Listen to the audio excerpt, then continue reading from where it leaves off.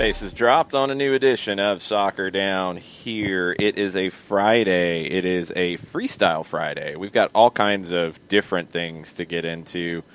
We have a manager out in Los Angeles in Guillermo Barros Escalotto. We have Atlanta hosting Cincinnati in a must-win match to keep playoff hopes alive. Yes, they are still alive. And we'll get into that in hour number 2 with Mike Conti with Doug Robertson. We've got Europa League to look at from yesterday. We have a weekend preview around Europe, all kinds of things. It's also Diego Maradona's 60th birthday, and all of the tributes have been pouring in since midnight last night, so it's been fun to watch some of the different things. Lots of legends around the game have been wishing him a happy birthday. It's actually somewhat unclear as to whether he'll be on the touchline today. The Argentine domestic competition returns. They're doing a League Cup, and Gimnasia is playing today, the team that Diego manages. But he has been in isolation, not due to a close contact the way it was described of someone who tested positive, but a kind of close contact. I can't remember what word they used. It wasn't the CDC definition of close contact, but because of his health issues, they are taking every precaution possible. So it's, I don't know. They haven't really said that he's not doing it, but it's kind of assumed that he's not. So a lot of people are sending him his birthday wishes remotely. So we'll go through some of that as well and talk about that. But we got to get into the news of the day in Los Angeles. It's not a surprise when Guillermo Barros Escalotto took one question after the match on Wednesday and left, that this was probably coming. It's here. LA Galaxy are in need of a manager. And there already are rumors out there. I've seen Jurgen Klinsmann's name out there. Hold up. I want to differentiate. I have Sure. not seen a rumor that Jurgen Klinsmann is linked to the LA Galaxy job. I have seen people making statements about Jurgen Klinsmann for the LA Galaxy job. Okay. What rumor have you seen? Well, I was like, there's a huge difference. Right. The way that you phrase it is the proper phrasing. Okay. That's far better. Because the only two rumors that I have seen out there are Robbie Keane, which was out there before, right, and Javier Aguirre, which has Right. been mentioned in Spanish language media. I've seen people throwing Klinsmann's hat into the ring. I haven't seen Klinsmann throw his hat into the ring. Right. His son does play for the LA Galaxy, goalkeeper, and he's been playing here lately. So, I mean, he lives in Los Angeles. It's not the craziest thing in the world, but I have not seen a rumor actually linking him to the job. And, yeah, I mean, because Keane goes all the way back to the conversation of with Kevin Egan, doesn't it? No, not in this sense. Robbie Keane said that he would like to manage the LA Galaxy someday. That was while they had a manager, and that was not lobbying for the job. Keane goes back to a week or so ago when he was mentioned as somebody they were going to hire, and it's like, well, wait a minute, they have a manager. So, yeah, he didn't say in Kevin Egan's podcast that I will be the next manager of the LA Galaxy. He said he'd like to manage the Galaxy someday. So then here's my question, and I'm admittedly torn about it. Yes, Dom Kinnear's in for the remainder of the season. Mm-hmm. I'm torn over the notion of, only because there are a handful of games left, bringing in an interim, but then at the same time seeing how things have just gone off the rails. I see the idea of having Guillermo Barros Escalotto looking for a job. I'm admittedly torn as to why not, just because you're so far adrift. That is there a point, but then things got so bad that you had to make a decision. And so that's why I was admittedly torn about this when I first heard about it. But the more that I saw it, I'm like, yeah, you kind of had to make a decision, especially after what happened last time out. If you were Real Salt Lake, you could wait till the end of the season. If you're the LA Galaxy, you can't. That's the difference. If you're the Detroit Lions, you can see the season out. Nobody really talks about you too much. If you're the Dallas Cowboys, you got to make that move, or you should make that move. Maybe they haven't made that move in the past when they should have. Big clubs have to do that. And I think the Galaxy are in the boat of a big club that is struggling to still be a big club. A lot of questions about Schelotto. What's next for Schelotto is what Shiva asks. I've already seen people trying to link him to the Atlanta job. I don't know if that's the best of ideas after how it went in L.A. Not to say I think he's a bad manager. I don't.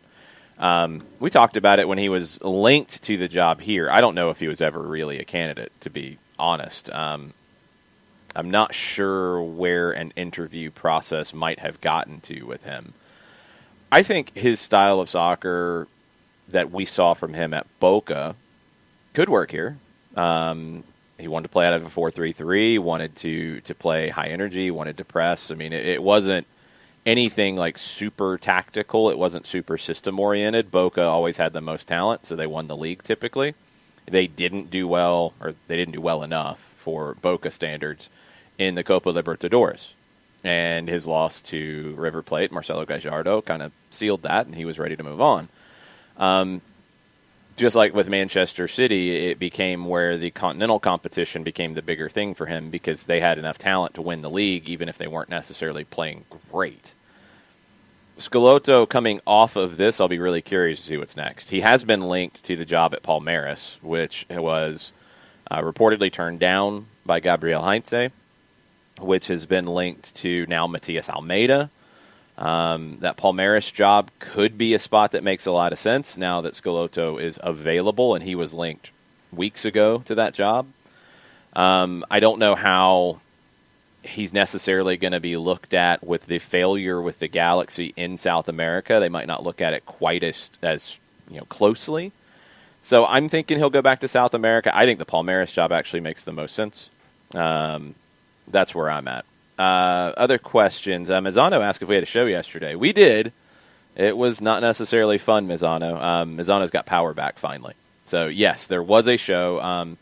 If you are strictly a Twitch viewer, you can go to our website, soccerdownhere.net, and listen to previous episodes, just the audio. You can also go back on Twitch. Subscribers have this ability to go back on Twitch and watch for the last 2 weeks of shows. So that's available as well. So, yeah, Mizzano, if you want to go back and relive that, have fun. Sam Williamson says, I swear, if Galaxy steal Miguel Herrera away from me, I will be furious. They could. They could go after him. He's one of the few who I think actually could fit both the Galaxy and Atlanta. Somebody had asked on Twitter, is this going to hurt Atlanta's coaching search? I think they're looking for different things because they build their teams differently. Atlanta, the job requires some youth development, some player development. LA Galaxy, typically, that has not been part of the purview. Maybe that changes now, but it has not been. It's been more about managing big stars. Herrera has done both, so he could be one of the few crossover candidates, and we'll see. But he's still in a job. I mean, that's the thing, is I think everybody's just expecting, because he had a little bit of a rough patch with Club America, that he'll be looking for a job. He's got a job. I don't think there's any guarantee that he's even looking for a job at the moment. So let's slow down on that one. He's in a pretty big job. I don't think that's an easy one to get him away from. Shiva said, why do you think for GBS it didn't work out? It just happens sometimes. I haven't watched the Galaxy day in, day out, so I'm not the best one to tell you. It's going to be your Kevin Baxters and your people who follow the Galaxy on a daily basis, Kobe Jones, Christian Miles. I mean, the people that I've seen talk about it say that the culture, the level dropped. It seems like he lost the group. Could be wrong in that, but some of the losses they've had have been shockingly bad losses, and people have tried to say that Atlanta United players have quit on the team. You want to watch a team that's quit? The LA Galaxy have quit multiple times. Now, they played hard in El Tráfico. I'll give them that. They made that difficult. That was probably their last stand. But they had bad losses before that. They had a bad loss in midweek. They've had some really bad, poor performances. And when you get to that point, it's probably time. They also have been horrible defensively. And I think it's twofold. I think Schelotto hasn't gotten the most out of what he has, and I don't think he has a ton to work with either. So, as some have started to say, There's maybe some questions on the other side about, is this front office giving them enough talent to work with? And again, it's a very different conversation. I know it's easy to say, well, look over there, and then now, here's Atlanta, and let's make it the same. Look at the back line for the LA Galaxy. Look at the back line for Atlanta United. One, look at the way they've performed all season. Look at the talent they have, and it's two very different conversations. The defense for the Galaxy has been poor for years, and it hasn't changed. Yeah, and taking the midweek sample out of it when it's a painful watch, and I'll mention this again for those who missed it. When it's a painful watch and you're down 3-0 after the first 29 or 30 minutes, and you feel like you can't watch anymore just because it's so bad, and then you see Daniel Steres basically get put in the blender on one of the goals and just gets absolutely spun out, and it was a painful watch at times. And I'm not just saying this from the midweek, but I would be one of those guys that would stay up late and watch the West Coast games, and I'd want to see what's going on with the Galaxy. And their defense has been awful. And the midweek was just another example of that, when you give up 3 in the first 30 and 5 overall. Yeah, it is a personnel issue, but there's also an element of not being able to figure out a way to get some results here either. So I think it's twofold here. Ropes, I'll come back to you in just 1 second. Clayton Paw says, so are we 100% on the no GBS to Atlanta? No, not 100% because of what he did at Boca, because of what he did at Lanús previously. One person you're going to be talking to about that is Marcelino Moreno, who played under him at Lanús when Moreno was breaking into the team.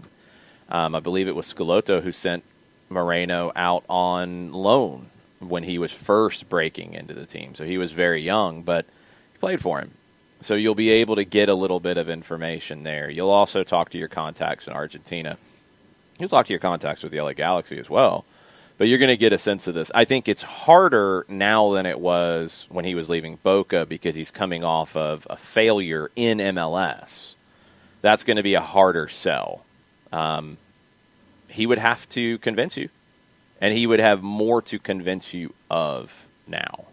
That's the hard thing with somebody who has, especially in this game, it's one thing if you're in the NFL and it is the land of the retreads, and it's like, oh, you failed with Buffalo. Well, I don't really care. I'll bring you to Detroit. I keep picking on the Detroit Lions, but they've been bad for so long. It's just an easy one.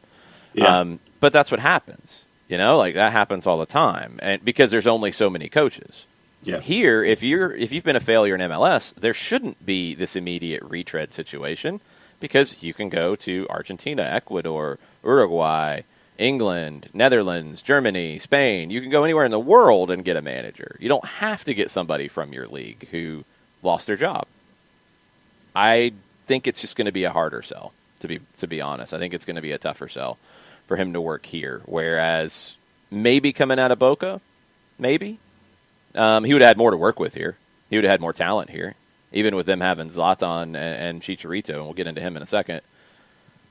The overall talent of the team is far better here than it's been for the LA Galaxy. And that's a big problem for the LA Galaxy. I don't know if just a coaching hire necessarily fixes all of that. Okay, Rope said, listening yesterday about a leader in the six, would I be way off thinking about a Dax McCarty type in that position, or is he a different type of player?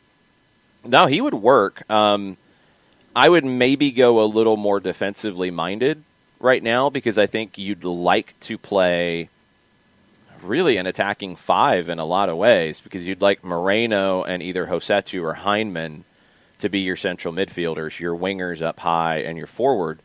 You need somebody who is going to be defense first. And I think McCarty can do that, but it takes away some of what he gives you when he steps forward. He's such a good passer that gets underrated.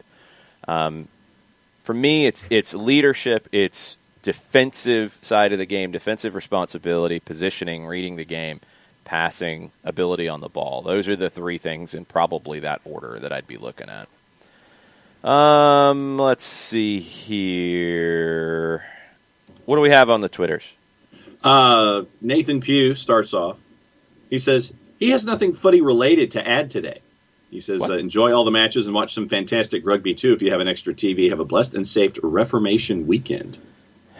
Man, yeah, I was expecting Nathan to talk Liverpool, and he didn't. I'm kind of thrown off. Chris Ashley is in this morning. And he says he can't listen live this morning, but he wanted to get in early. Hashtag Optimism Friday has been canceled in favor of Overreaction Friday. Wait a minute. That's not how it's supposed to work. You're a champion now, Chris Ashley. He's had a night to sleep on it, and here are his thoughts on the Triumph being crowned as champs of at USL League One. Okay. First, I'm profoundly disappointed that we won't get to watch this team win a match for the trophy. The emotions and nerves would have been an unreal experience tonight. I wish things didn't go this way, but they have. That being said, I couldn't be prouder of this team, the players, coaches, and staff that have put together an incredible and dominant second season. While it's sad to not have a championship match, this team has earned this trophy. In many ways, this is the way most fans around the world experience their team winning a championship based on points rather than a playoff, no asterisk or qualifier needed. So tonight, as we gather to celebrate this team and watch them hoist a trophy as champions, I'm filled with joy. This is a dream come true to see a team with my town's name in all caps on the crest be named champions of the sport I love so much. Probably should have given the news just in case anybody missed it first. The USL League One final will not be played.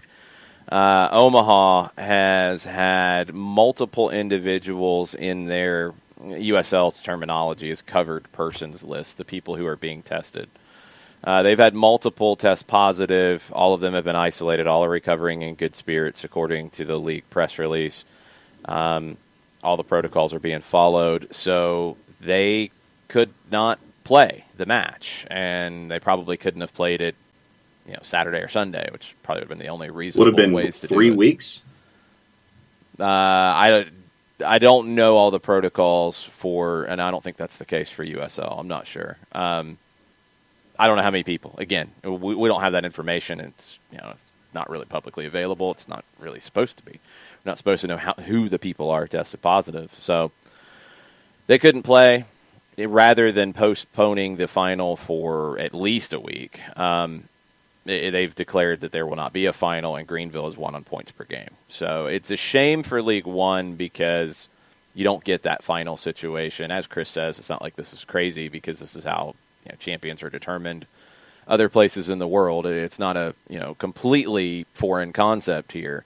But it's a shame because it would have been a match to watch them win the trophy.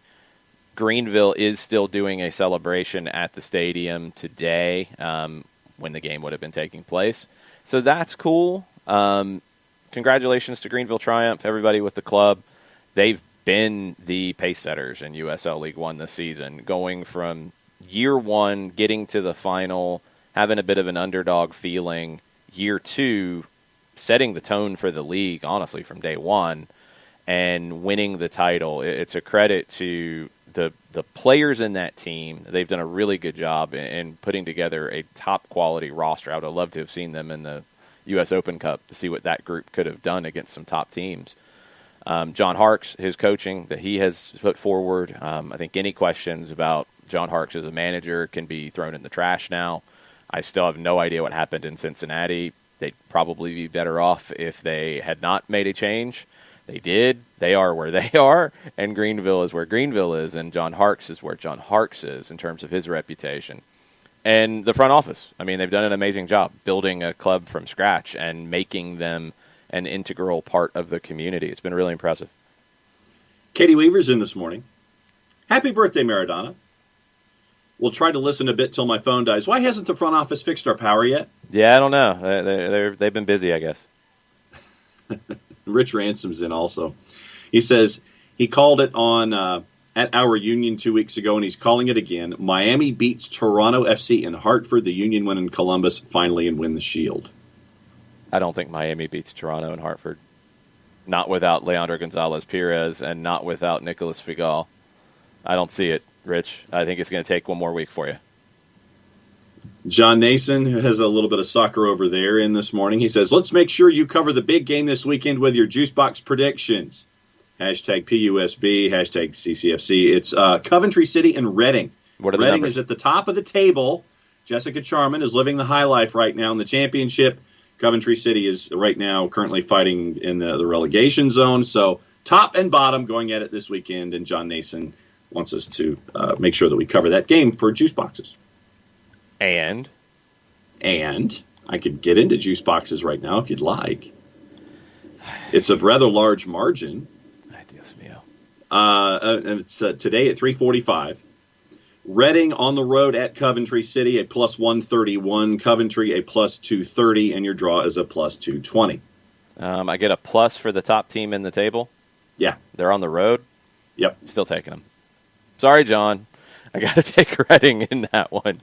I get a plus for a team who's leading the league, even though they are on the road. I'm taking it. So I am going Reading, John Nason. I apologize. All right. So that's the early go rounds on the Twitters. What else is going on? All kinds of different things today. Let's get caught up on the news real quick before we jump into more of the Twitch pitch and the Twitters. So Sergio Romero was linked with a move to enter Miami. Daily Mail had this today, and it fell through very late. Now, the MLS window is now closed. It was a weird situation with the window because of the season and the calendar and how everything worked out. Sounds like they might have tried one more time to make a move. It did not happen, so Sergio Romero stays at Manchester United as their fourth-choice goalkeeper, and he's set to stay till January, and they're paying him £100,000 a week to be the fourth-choice goalkeeper. Could be worse, I guess. Yeah. They've kind of been a little crappy with him, I have to say. Wasn't he supposed to go to Everton, and they pulled it back at the last minute? And yeah. Now he's just sitting and doing nothing, and that's not cool. So Manchester United should have done better there. I don't know what the offer was with Miami, but yeah, I don't know. I don't think he's there in January. I don't think he's there at the end of January anyway. Right. Europa League, running through it fast. Antwerp beat Tottenham 1-0. That was the biggest shock of the day. Jose Mourinho not happy at all. Nope. Milan, unbeaten in 23 matches. They won 3-0 over Sparta Prague. Arsenal, 3-0 over Dundalk. It's not too bad for Dundalk. I think it went 3-0 kind of early, though, and in the second half was a little bit of a walkthrough. Yeah. Group C, 10-man Bayer Leverkusen lost 1-0 away to Slavia Prague. Nice edged out Hapoel Beersheva by the same scoreline. All three sides on 3 points after the first two rounds in Group C. Group A, Roma scoreless with CSKA Sofia of Bulgaria. And Cluj, they're at the top of the table now, 1-1 draw with Young Boys. Group L, Hoffenheim, 4-1 win over Ghent. They've won 2-2. Red Star Belgrade, 5-1 win over Slaban Liberec. Red Star Belgrade goes into second place in the group.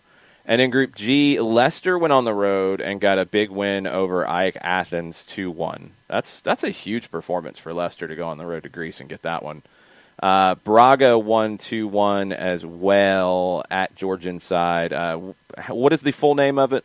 They've shortened it now, I've noticed. Zorya. FK Zorya Luhansk. Zorya Luhansk. The Reuters news service is just shortening it to Zorya. I guess I don't want to do the whole thing anymore. So, both winners in that group, Leicester and Braga, 6 points from 2 games. That is the Europa League. You were watching the Zona football yesterday, right? I was. Alejandro Berry had, what would you call a 12-box? Because an 8 is an octabox. What would you call a 12-box? A lot of boxes. Yeah, that's what they had. They had the 3x4 up, and Alejandro Berry was rocking and rolling through that yesterday. Now, as I was watching that, Rangers beat Lech Poznan 1-0. Yeah, big win for Leicester. Awful giveaway by Ben Davis to give Antwerp the run the other way to score that other goal. The only goal in the match. Lusk and Ludogorets, by the way. That was craziness. 7 goals in that one, and most of them were in the first half. 4-3 for Lusk. Are we going to mention Lille and Celtic for Jarrett? Why are you acting like that? Yes, we can mention it. Okay. Celtic had a 2-0 lead and ended up with a 2-2 draw. So we've talked about how Celtic's been pretty bad for a while now. We're not going to stop now. Okay. Yeah. So Celtic had a 2-0 lead. Lost it, 2-2 draw. So those were the big highlights for me as I was watching Zona football yesterday. Yeah, that's really bad for Celtic. As good as they looked at the beginning, you threw it away. You threw it in the trash. And they've thrown a lot of things in the trash here lately. Yes. Okay. So other bits of news. We have issues with Inter Christian Erickson says, ask Conte why I don't play. That doesn't sound very good. We'll keep an eye on that one. We also have issues in Serie B with Reggiana, who will not be able to play their match today in Salerno. 29 people infected with coronavirus. 22 are players, so they're going to have to forfeit that one, and it will be a 3-0 loss. They're not postponing games in Italy right now, anyway. Remember the Juve Napoli situation, which is a little different. They didn't have this many, and the Naples, the state health authority said you can't travel. This is one where the club can't go because 22 players are positive. That's not good.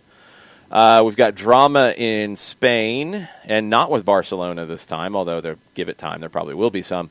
Real Madrid has got an issue with their two forwards, Karim Benzema and Vinicius. So, French TV program Téléfoot had video going into the second half in the tunnel of Benzema and Ferland Mendy, defender, speaking. And in French, Benzema said, and Vinicius is only a few feet away, Benzema said to Mendy in French, don't pass to him, he is playing against us. Second half, Mendy only passed to him 3 times. I think it was like 20-something in the first half. You got some issues there. Vinicius has actually scored more goals than Benzema this year, so they're going to have to figure that out. Zidane's going to have to slap some people and get it sorted out because that's a bit of a problem. Benzema has not said that it didn't happen. Benzema has just complained about Téléfoot trying to create drama. Well, yes, and don't say things about your teammates like that. Where the mic is always hot. Yeah, players don't always realize that, though, but that's pretty bad. England, Ole Gunnar Solskjaer hoping to celebrate his 100th game in charge of Manchester United with a win. But they play Arsenal this weekend, which will be a very interesting match. I'm looking forward to that one. Chelsea should get Thiago Silva back in the team on Saturday for their trip to Burnley. He was rested in Champions League midweek. Frank Lampard said he could have played if he had to, but they wanted to save him. He should be okay for this one.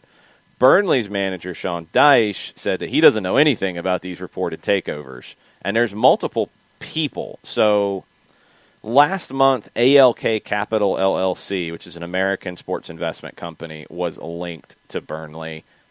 This week, Burnley have been linked to Egyptian businessman Mohammed El Kashashi and UK-based sports lawyer Chris Farnell. Burnley are currently owned by Mike Garlick, who owns 49.24%. I mean, Dyche is kind of stuck. There's nothing he can say. He's like, look, we're getting more detailed with some of the reports, so maybe things are moving forward, but I can't do anything until I know I have a different boss. Yeah. I focus on the team. We've had a rough start. They've had a rough start. Norwich, Delia Smith, majority shareholder, has written a letter to Boris Johnson, British Prime Minister, urging him to allow the safe return of limited crowds to soccer stadiums. We know the financial implications of this. We know what Championship and League One and League Two teams are dealing with. They have also done the kind of test cases and trials of having fans in. Everything has been okay so far. She says that temperature checks, supporters 2 meters apart, 6 feet, hand sanitizing, masks, so much empty space, distancing, open air, that it can be done safely. There is also a financial need for it to be done. So it's are both parts of this conversation? Yeah, they are. I don't know if anything changes with it because the government has been, as we've said, very anti-helping these clubs find a way. They're not giving them a bailout. They're not allowing them to bring fans in. They're telling the Premier League to solve everybody's problems. I mean, the Premier League's making money to a degree, but they're also losing money right now because they don't have fans in either. So, and then one more from England. There could be another takeover to look at, this time at Derby County. You will remember Sheikh Khaled bin Zayed Al Nahyan, who is the cousin of Manchester City's owner, Sheikh Mansour, could be involved in a takeover at Derby County. So Mel Morris bought Derby in 2015, trying to sell at least part of it since last season. You've had a couple different conversations. They've only been in the top flight one time since 2002, one season. This season's their 13th in a row in the championship. The owner, Morris, is worth £500 million, largely due to his central involvement in the company behind the Candy Crush computer game.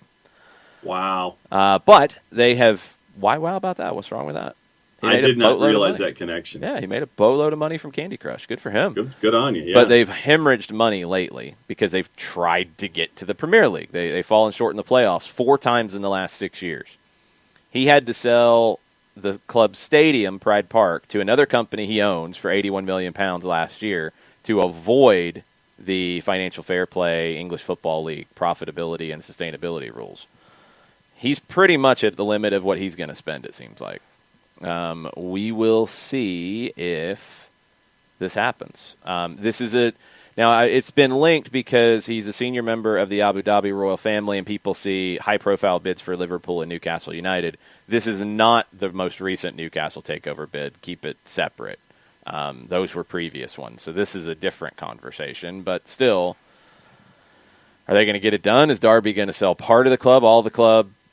Who knows? But they're going to need to do that here probably shortly. One funny one from Portugal, Jorge Jesus, who won the Copa Libertadores last year with Flamengo. He is currently the manager at Benfica. We know they've had some problems in the previous season, doing much better so far this year. Jorge Jesus, on his Benfica being compared to Barcelona, he said, only if it is the Barcelona of years ago. That one maybe. Because with the one you have now, we have nothing. I don't even want to see Benfica compared with the current Barcelona.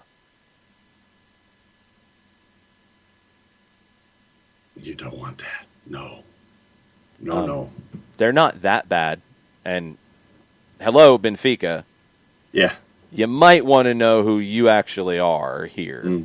That's a very arrogant statement from Jorge Jesus. Very, very arrogant. Maybe there's a little bit to it. Ronald Koeman might have a few words for him. Now I really want them to be drawn against each other to play in a competitive match because the managers might brawl. That would be good times. Oh, that'd be great. All right, we've got MLS to hit to preview for the weekend. It is the next to last weekend of the season. It starts with 2 games on Saturday, which is kind of strange. Dallas hosting Houston, Nashville hosting Chicago. Dallas is a sizable favorite hosting Houston. That they are. And as I click over from Premier League to MLS, Dallas right now is a plus 102 in the composite, courtesy of our friends at Odds Portal. Houston is a plus 250, and your draw is a plus 265. Yeah, I got no belief in Houston at the moment. It has been 5 without a win. Dallas got the win over Miami. They drew with Salt Lake. They lost at Nashville badly, but they beat Kansas City. Dallas is in better form. I don't know how good I would say the form is, but it's better than Houston. Dallas gets the home win, in my opinion. Yeah, I'm right there with you. All right, Nashville hosting Chicago. This is a very important one for Atlanta United fans. Nashville is a fairly significant favorite. Plus 130 at home in the composite. Chicago is a plus 205, and your draw is a plus 240. I got to go with Nashville at home. Nashville, in their last 9, have lost once. Now, they've only won 4 of those. They've got 4 draws. But that's pretty quality. Chicago won back-to-back. They beat Houston. They beat Atlanta. Since then, they've only won once in 6. 3 draws in that. The losses have been Kansas City and at Philadelphia on the weekend. They will be missing Francisco Calvo due to a red card. I'm going to go Nashville as well, and I hope I'm not just hoping that happens. I think that will happen. I think Nashville's the better team right now. Yeah. Sunday, 3:30, the early one on ABC, Columbus and Philadelphia. A lot of people had this nailed down as a Eastern Conference championship preview. Columbus has fallen off a bit. but they're favored? Exactly. I was going to sit here and say, with all of that buildup, and then mention that Philadelphia in the composite is north of plus 200. Jump on it. Yeah. Columbus is a plus 120, and your draw is a plus 260. I got to go Philadelphia here. How are you putting a team that has one win in 7 as the favorite over Philadelphia, who is the best team in the league right now and has won 5 of their last 6 of their last 8? Are you crazy? I'm putting a bag of Reese's on Philadelphia. I'm buying a case of Reese's and putting it on Philadelphia and watch them now lose. But yeah, that you don't get a number like that on the best team in the league very often. That's nuts. New York City hosting the Red Bulls in the Hudson River Derby, and the Red Bulls are a huge underdog at Yankee Stadium. Plus 360. And NYCFC is a minus 143, and your draw is a plus 290. I'm going draw. Yeah. The Red Bulls have not lost in their last 5, 3 draws in that mix. NYC has won 5 of their last 8, but 2 of their last 5. They've got a couple losses mixed in there. I think the Red Bulls have just gotten back to playing simple Red Bull soccer now, and I think they can do enough to get a draw in this one. So I like that draw number. I'm going to go with it. Yep. Montreal is a home, in air quotes, underdog against Orlando. Montreal a plus 230 in the composite. Orlando City a plus 106 on the road. Your draw is a plus 268. Draw. I'm going to go draw. I think Montreal's desperate, and I think Orlando is a little flat after the big win against Atlanta, because Orlando's kind of where they are. They're kind of locked in. I think they draw. Yeah, I can see that. New England hosting D.C., and D.C., one of the hotter teams in the league right now, is a massive underdog. Plus 540 in the composite. New England is a minus 204, and your draw is a plus 332. I mean, in their last 3 games, D.C.'s won all 3. New England has lost 2. And drawn the other one. Draw? No, I'll take some Bit-O-Honeys and throw them on DC. Okay. I don't like that result. That's not a good one for Atlanta, but yeah, that's a crazy number. That's a crazy number. So we've had a crazy number on Philadelphia and a crazy number on D.C. I mean, D.C. is not – it's a crazy number. The Philadelphia one is ridiculously crazy. The D.C. one, I mean, D.C. is not a great team, but they've been in good form, so I'm a little surprised it's as high as it is. Yeah, I don't see enough out of New England to have them favored by that much. Yeah. Who knows? Sporting Kansas City, big home favorite against Minnesota. Minus 132 in the composite. Minnesota's a plus 322, and your draw is basically a plus 300. That's a big number for a Minnesota team. That's pretty good. I don't like them in this one. I'd take Kansas City and pair it up with something else. Toronto. Yeah. Oh, what do you think? Go ahead. No, I'm with you. I'll go with you on that one. Toronto hosting Miami. Toronto is a decent favorite at home, but not huge at home in Hartford, Connecticut. Yes. Plus 123. Enter Miami a plus 208, and your draw is a plus 250. Toronto. I'll take I'll take some Mr. Goodbars and throw them on Toronto. I was going to say Crackles. Okay. Colorado is a home underdog to Seattle. Colorado a plus 192 in the composite. Seattle a plus 125, basically, and your draw is a plus 275.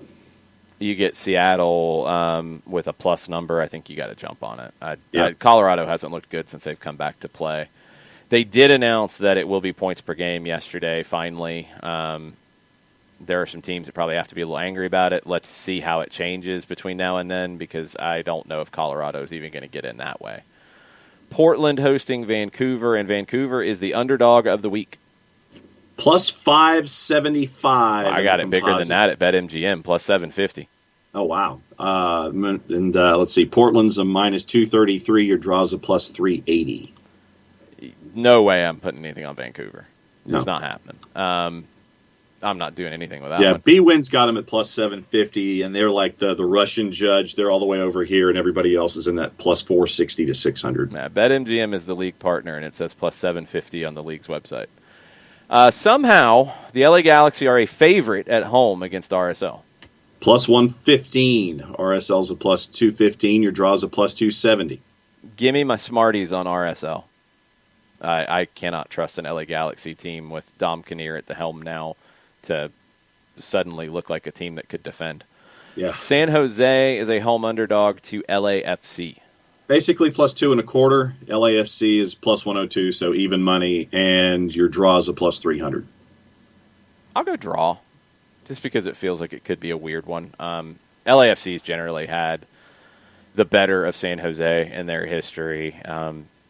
They're able to take advantage of Matias Almeida's system really, really well. So maybe they're a little flat because of all the games. I don't know. I'll go draw, and I don't feel great about it. So I'll take the stupid, disgusting, ugly candy corns and throw them on a draw in this game. The Thanksgiving flavored food candy corns? Just regular old candy corns. Okay. I would have taken the generically wrapped orange, black, and white butterscotch candies that come for like $3 for a bag of 700, and that's what I would have done. That's okay. That's a really bad one, but okay, that works. Anything else on Twitter? Efforting as I switch over. And John Nason says that your assessment on Coventry City was fair. If there's one team struggling now to score more than Atlanta United, it's Coventry City, still pulling for the good guys, though. Nathan Pugh back in, he says, quoting, he says, they're Barca, not that bad. You picked against them saying they were so awful, dumpsterish fire, and lost all the chocolates. Have you paid up? No, I haven't yet because, I haven't. Settle down. We're talking about style of play here a little bit here, too. Man, people are out of hand. Out of hand. Crazy. And that catches us up on Twitter. No, I have not paid up yet. They will be. I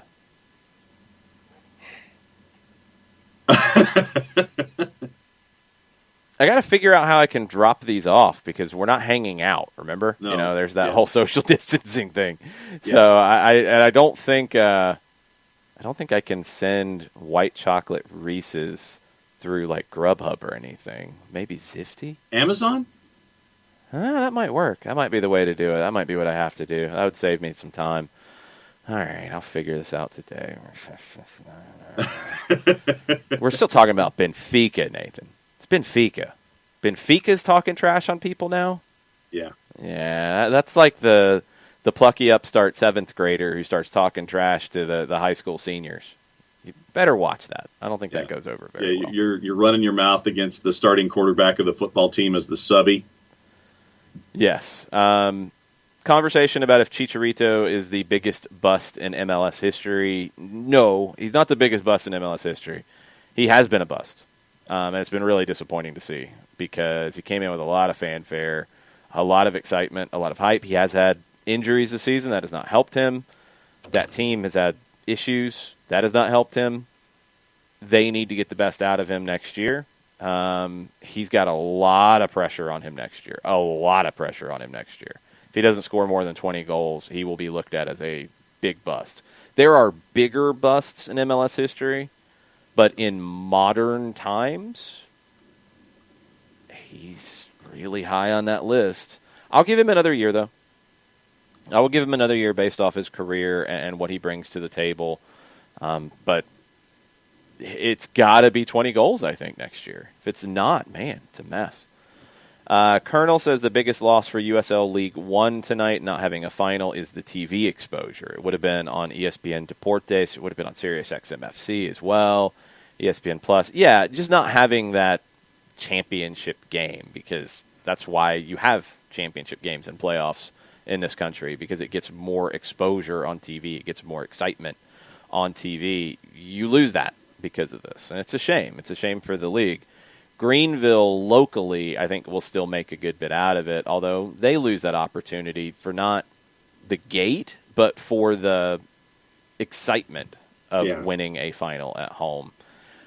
I think Greenville will be okay. I think the league takes a little bit of just a hit, and they're going to have to try to find the way to make it work. We'll see what they come up with. That's what 2020 is coming up with ways to make things work. And hopefully League One can do that. They do have some new teams coming in next year. There is some excitement about what next year looks like. I don't know when it starts.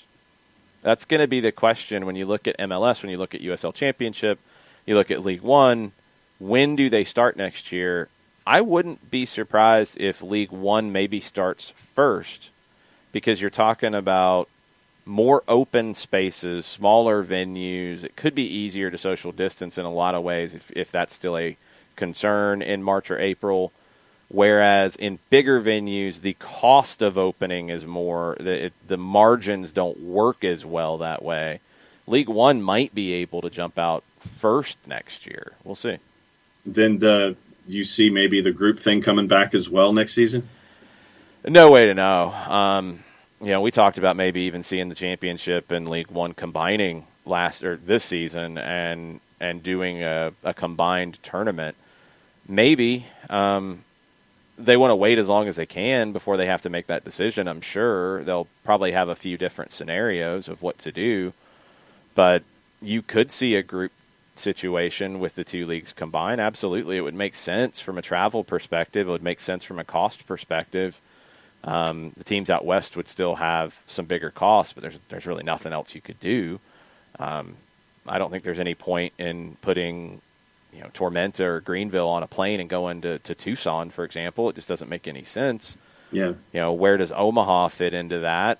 I don't know the best way to do it, but you are going to be thinking about keeping costs down next year, no question about it. You're going to have to. So how do you make that work? I don't know yet.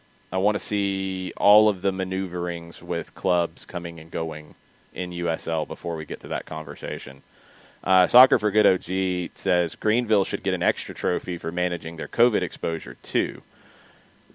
All of USL should, honestly, even with this situation with Omaha at the end. I was very skeptical of USL making this work with testing once a week.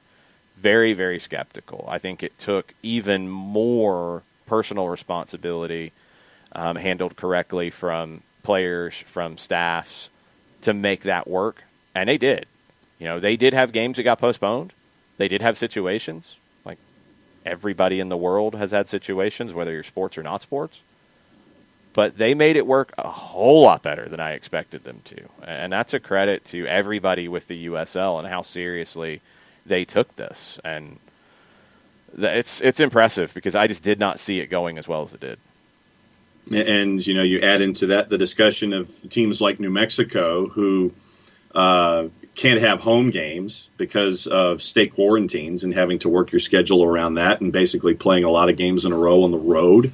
You add that to the responsibility that you're supposed to have in a personal matter. So that way you get everything squared away. I give the USL a boatload of credit for what they were able to do this season. So your 12 box that you were talking about? Yeah. Mazzano chimes in with a dodeca box. That's what it would be. Dodeca box. Okay. Yes. Ricky Ricardo read the piece that I wrote over at soccerdownhere.net about Maradona. He said, I'm reading it again, even though I've talked about it a bunch. I'm reading it, what you tweeted out, and it's great.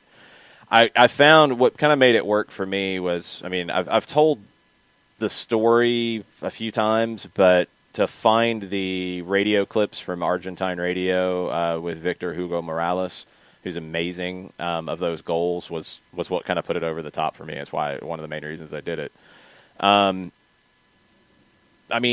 If you haven't ever heard the story, that's why I got into soccer. Was I had played one season. I started to see a few games in the '86 World Cup randomly. You didn't have a guide on the TV or these games. You weren't looking in TV guide for them. I didn't know what a World Cup was. I didn't know what any of this stuff was. I grew up in Riverdale, Georgia. We didn't have pro soccer at that time. I'd played 10 games in my life and started to see a few games. And I know I saw the two that I remember first that I know I watched were France and Brazil in the quarterfinal, which is an epic match, and the semifinal of West Germany and France. And I think it was in that game where they talked about the next day's semifinal, which was Argentina and Belgium, and showed highlights from Argentina getting through England in the quarterfinal and the goal. I didn't see that game. So I saw that stuff, and it was the first game, Argentina-Belgium, that I remember like planning to watch, going out of my way to make sure I'm sitting down in front of ESPN. I think it was, if I remember, it was like a late afternoon kick here, because you're trying to get it on Prime TV in Europe and make it work everywhere else. So they're playing like in the late afternoon in Mexico in July, if I remember right. So it's just stupid hot and altitude and all the madness with it. And Maradona put on one of the best performances you'll ever see. Those two goals are amazing, and I was hooked. Like, that hooked me. I played out in the backyard all day before the final a few days later, and then played out in the backyard trying to recreate things after the final, and I was hooked. And that completely turned me into what it is now. Like, I wouldn't have got into it the same way if that hadn't happened, and everything changed for me after that. So, Maradona celebrating his 60th birthday, which was maybe not expected a few years ago, and a decade before that, and probably a decade before that. But he is still here, and what struck me is in '95, and this was after he had been kicked out of the World Cup. It might have been when he had returned to Boca, or before he had returned to Boca to play, and he played off and on 3 years at Boca and kind of saw his career out and ended on a good note. Oxford University honored him with an honorary master's, and they brought him to speak. And like, students have talked about this from Oxford. Like, they'll get all these incredibly intelligent, famous people in there to speak about theories and studies and all kinds of things that I'm sure are super, super interesting and mind-blowing and all of that. The reaction to Maradona was one of the wildest ones that Oxford's ever had. And he juggled a golf ball in his dress shoes, in his suit, which is insane. And he just, no problem, just juggling a golf ball like it's nothing.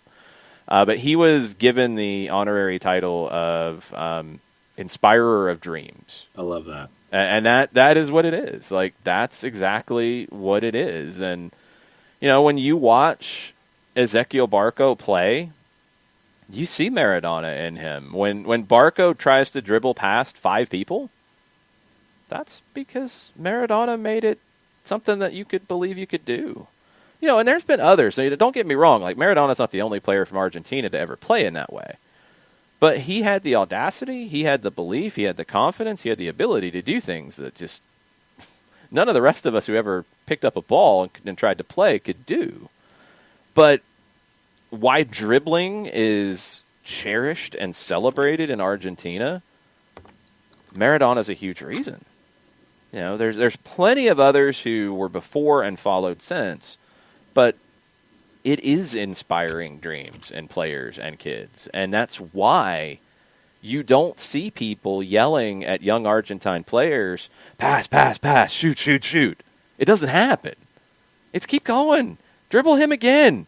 Nutmeg him again. Oh, you already nutmegged him twice? Do it a third time.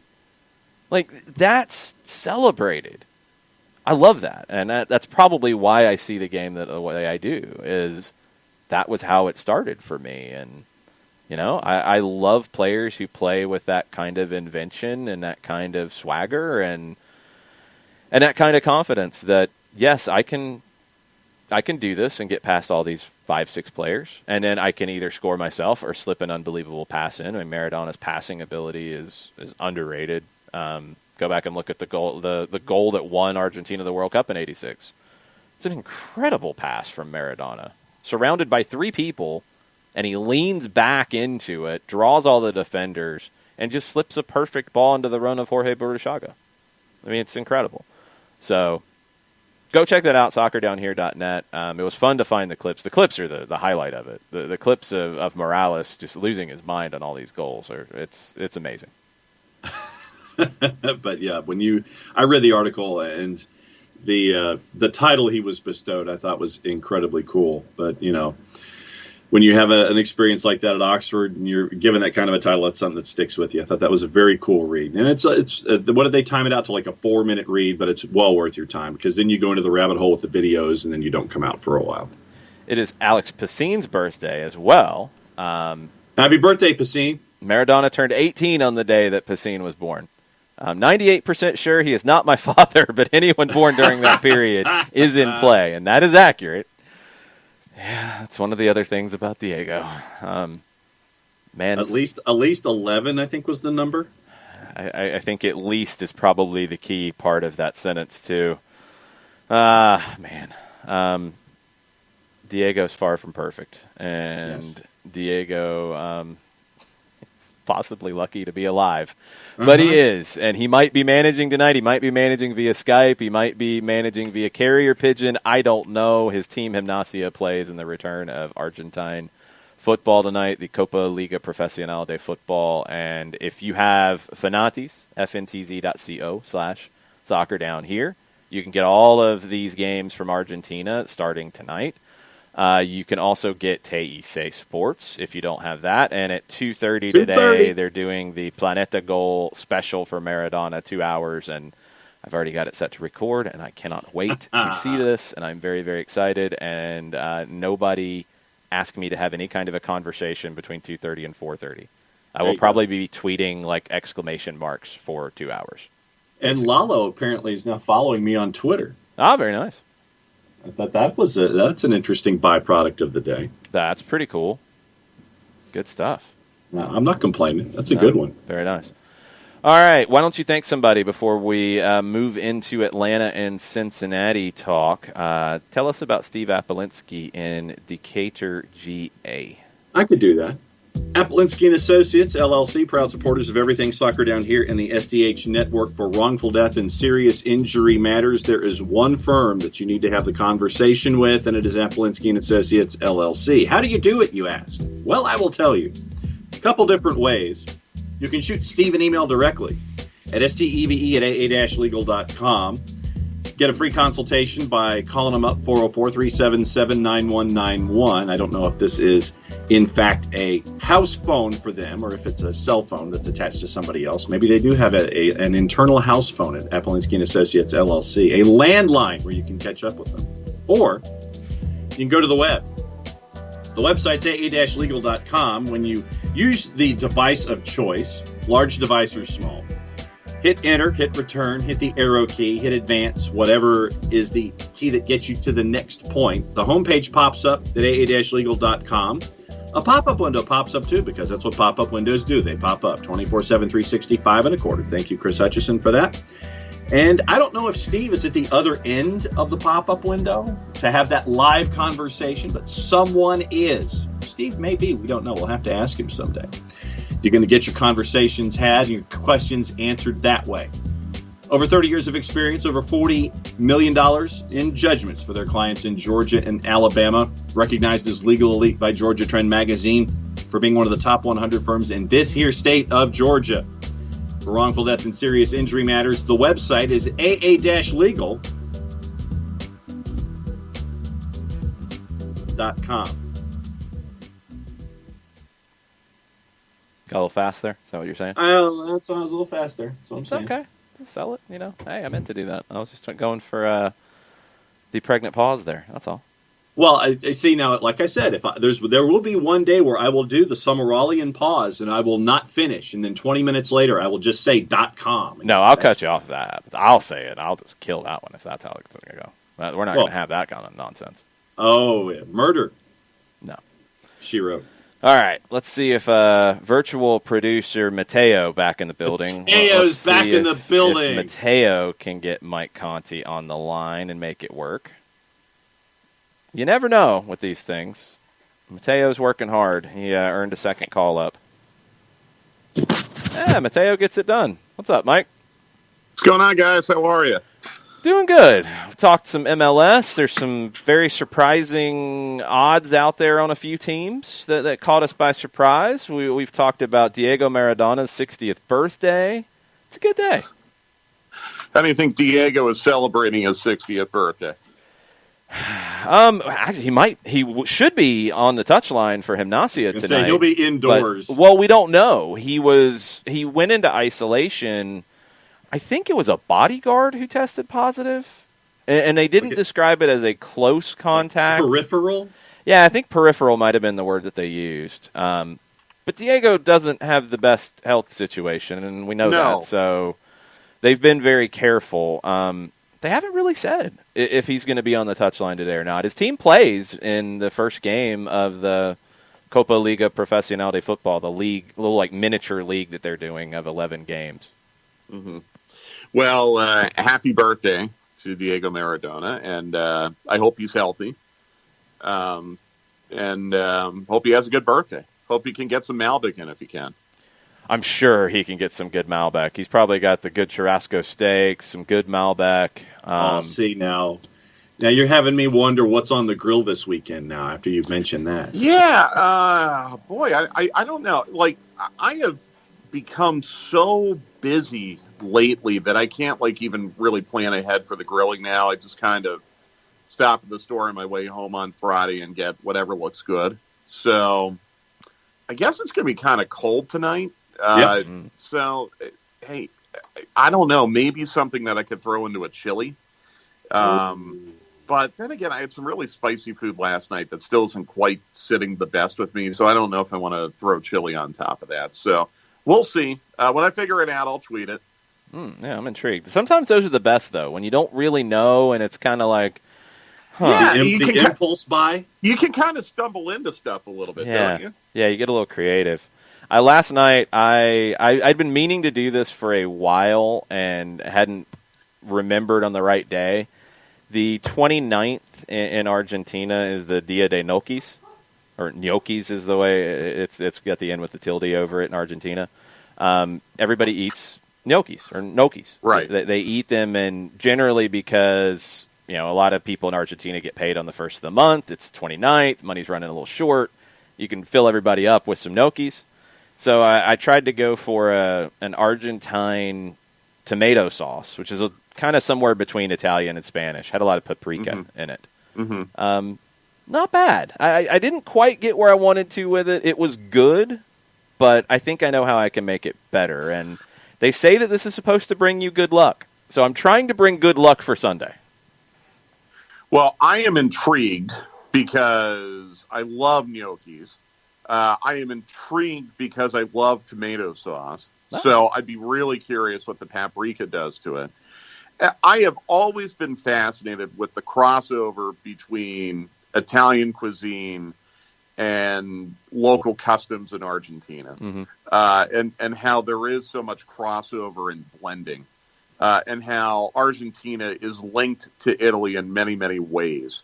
It really kind of, I guess, enhances my desire to want to go to Argentina one day. I mean, hopefully there will be a day in my lifetime where I can get down there. But I've always been fascinated about that. And I think that's one of the aspects of cuisine in Argentina that has always made it kind of appealing to me. And in a way, I think it makes it a little strange that it has not become more mainstream in the United States. Because Americans love Italian food and Americans love Latin food. So you would think that fusion between Latin and Italian would play really well here in the United States. And, for whatever reason, at least here in Metro Atlanta, I mean, there are places, but you have to look a little bit.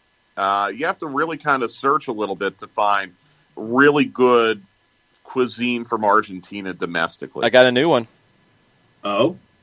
Elsewhere Brewing over in Grant Park. It's a new brewery, but they spent a lot of time in Argentina, and their menu is, it's inspired by Argentina, but they do the grilled plates, the asado kind of plates. They do choripan, the chorizo sausage, into a sandwich. They're doing a lot of Argentine-inspired stuff. So I'm excited to go check them out. They just opened a couple weeks ago. Yeah, I got to check that out. That sounds really, really good. Yeah. I guess I'll have to do some Googling, see what their dine-in, take-out policies are right now, and see how that could potentially work. I want to see who would do a Milanesa the best. When we were in Mexico, I know at least once, I think even twice, we went to that really, really good restaurant. You remember that, Jason, yeah. where we were a little nervous getting there, and then when we got there, it was incredible. Yeah. And I had Milanesa that night. I'm like, wow. I mean, this is life-changing. I mean, this is great. Oh, that place was so good. And it's fried, and it's got cheese on it. Like, it's basically like steak Parmesan. Let's go. This is awesome. If your place in Grand Park does a Milanesa, and I don't know. I assume they probably do. I'd love to try it. I will have to check that. We've got a bunch of questions on the Twitch pitch. We'll flip it like we usually do with stoppage time, and I'm going to throw some over at you. Okay. So we've been talking. Our juice boxes have shifted to Halloween candy here for the last couple weeks. Yeah, we got to have this discussion. Yes. By the way, let me interrupt. I went shopping for Halloween candy last night. My goodness, that's not cheap. That's true. We've gone to Costco. We've just gotten like 2 bags from Costco. We don't really pay attention to what the price is because it's Costco prices. I went to one of the 2 mainstream grocery chains last night here in Atlanta. Wow. I spent $70 on Halloween candy. Whoa! Yeah, I know. Well, part of it is Leanne is being very, very ambitious about. She thinks we're going to have 150 trick-or-treaters. So what we're going to do to try to be socially distant is we're going to put goodie bags at the end of our driveway, and people can just kind of self-serve so they don't need to have, close contact with us.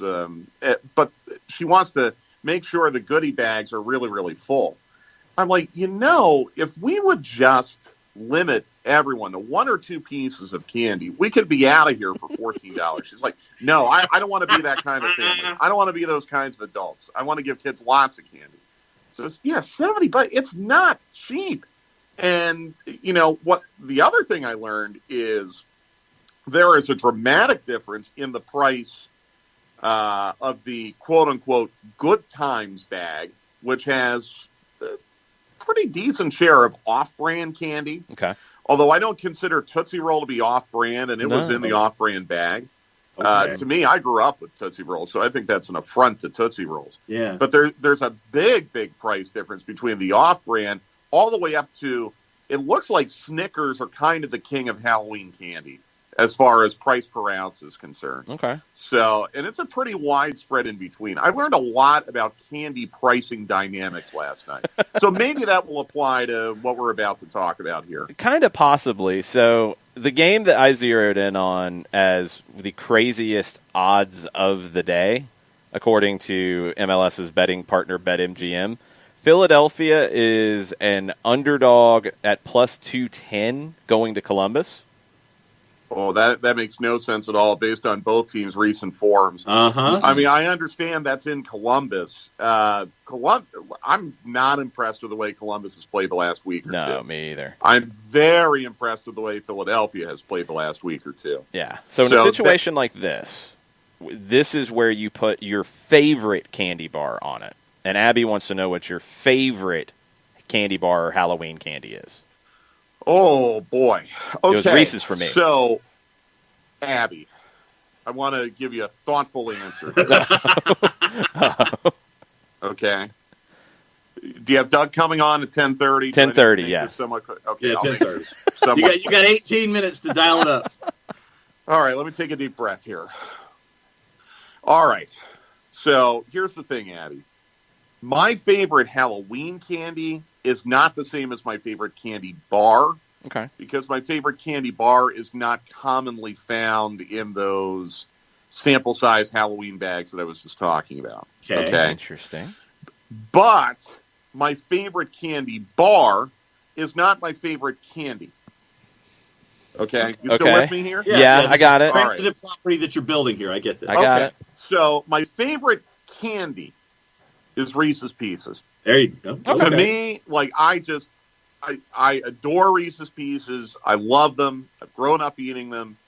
It's a Pennsylvania product too. Yeah. Which I think kind of adds to my sentimentality. I've just always loved Reese's Pieces. No issues. The day that Dairy Queen stopped giving you the option of putting Reese's Pieces in a Blizzard was one of the darkest days in recent American history, as far as I'm concerned. I can get that. I still really have not achieved the perfect Blizzard since Dairy Queen. In fact, this is really funny. When I was living in New Orleans, there was a Dairy Queen down the street from my house, and I like ice cream and I like Dairy Queen, so I'd go in there. I wouldn't say frequently, but maybe once a month. Consistent. Once a month. And, I ordered my Reese's Pieces Blizzard, and the manager was like, I got some news for you that you're not going to like. And he took the remaining, industrial-sized bag of Reese's Pieces that they had in the back and said, I know this will make you very happy. Wow. So, I had a 5-gallon bag of Reese's Pieces in my kitchen in New Orleans for 6 months. That's great. Yeah, I was a real gentleman for that. But Dairy Queen has never really been the same since then. So, Abby, Reese's Pieces are my favorite candy. Okay.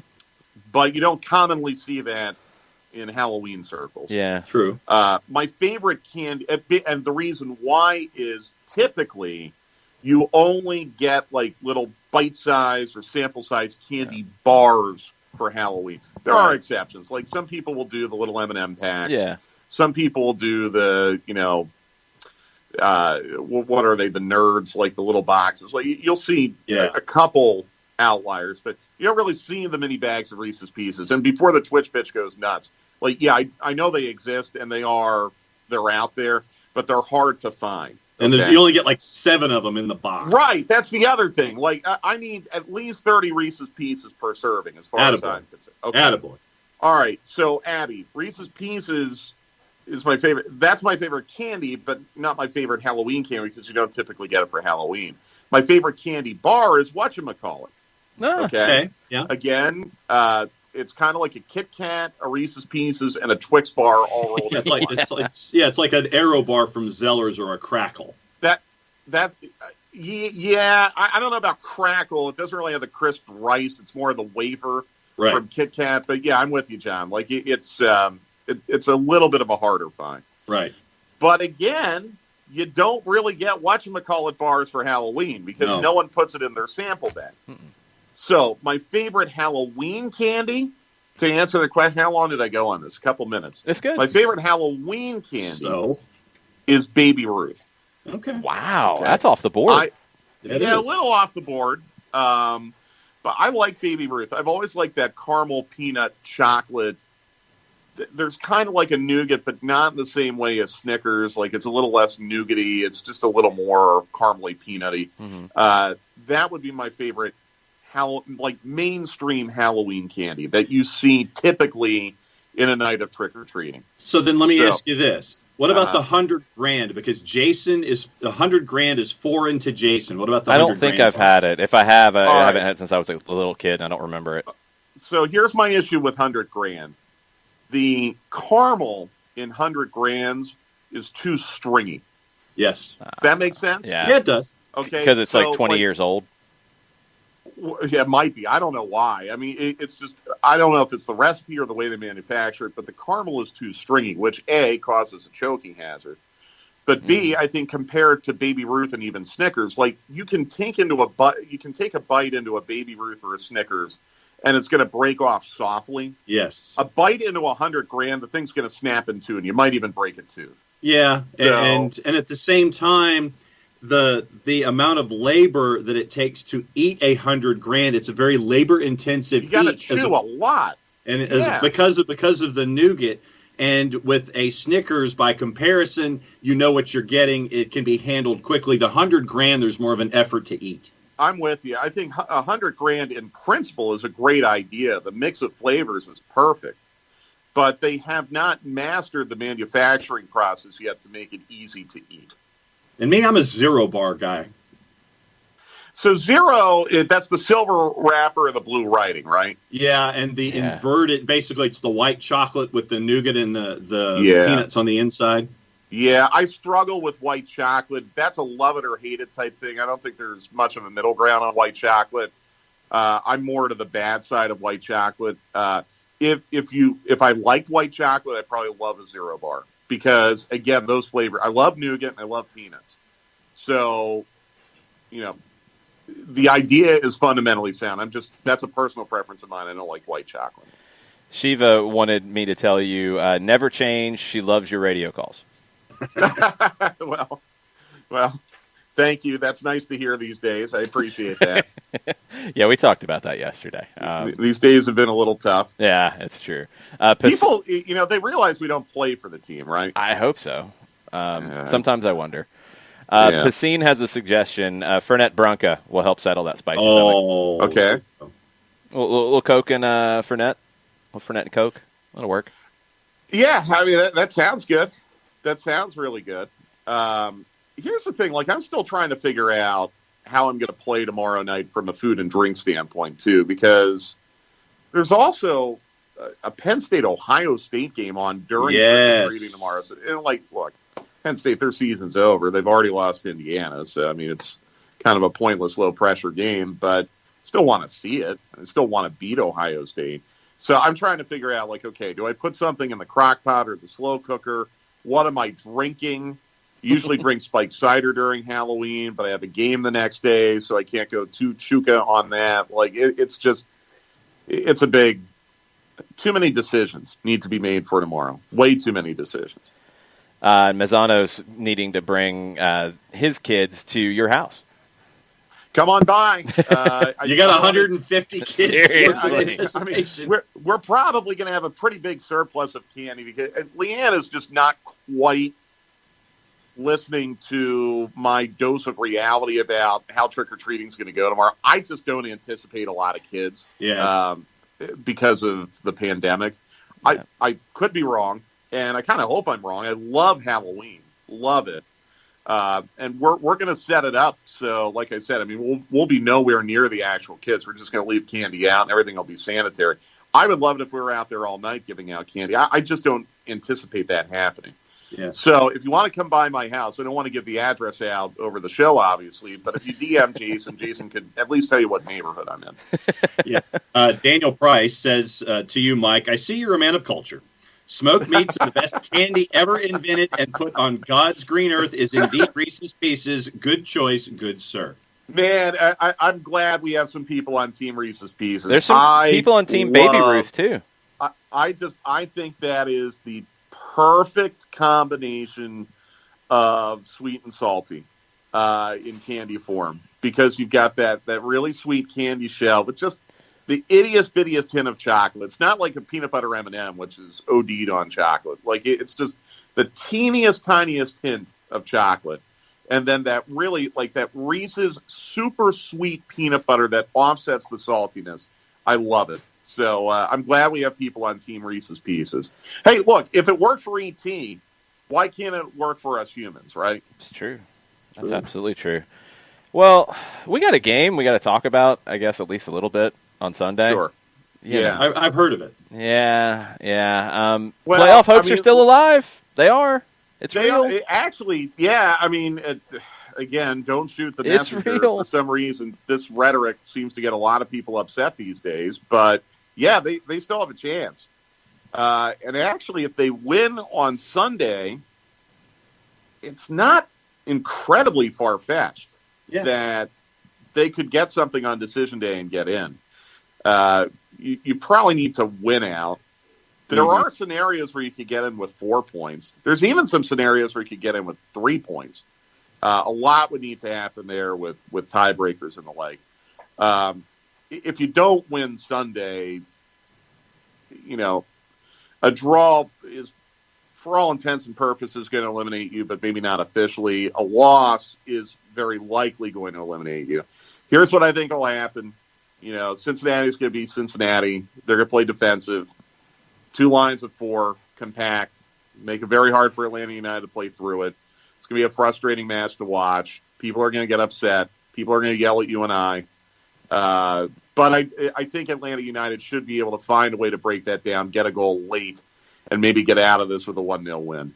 And if you do that, then it really unlocks a lot of possibilities for next week that get really, really exciting.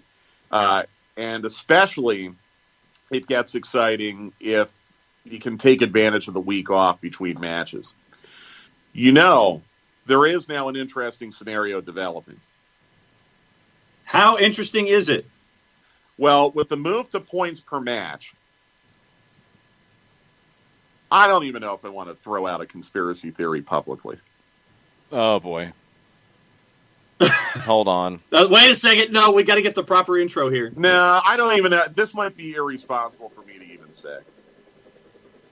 You can hear him in the distance. Go ahead and hang her. I'm not going to. You know what? No, I'm not going to do it. I'm not going to do it. I'm not going to do it. Okay. I'm not going to do it.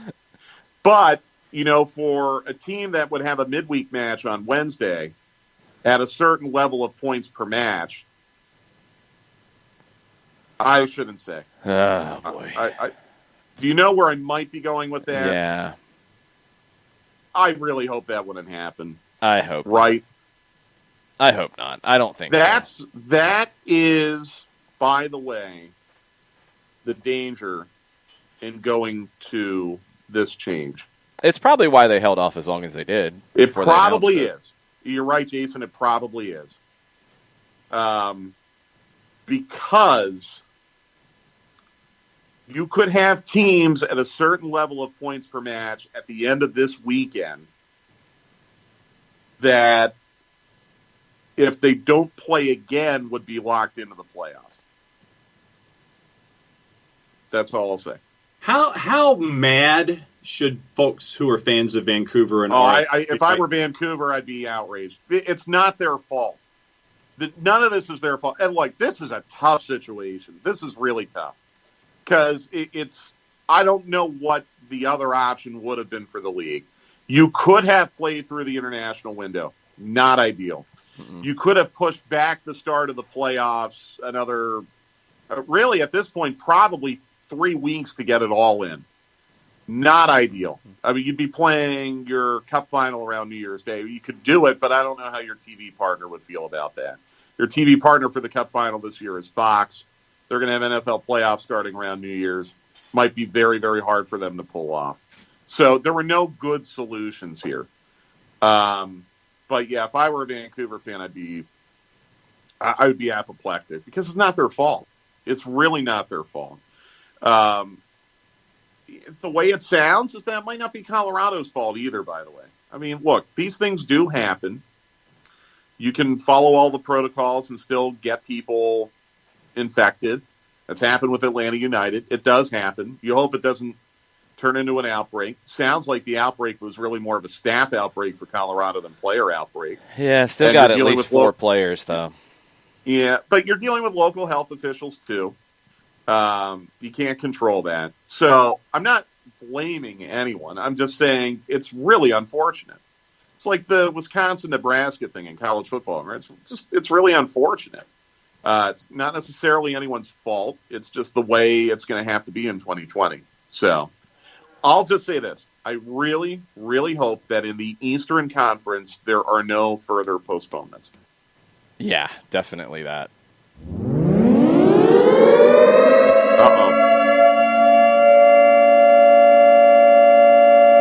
So we've learned under attack. Yes, we've learned something on the Twitch pitch today that I did not know in my years of life on this planet.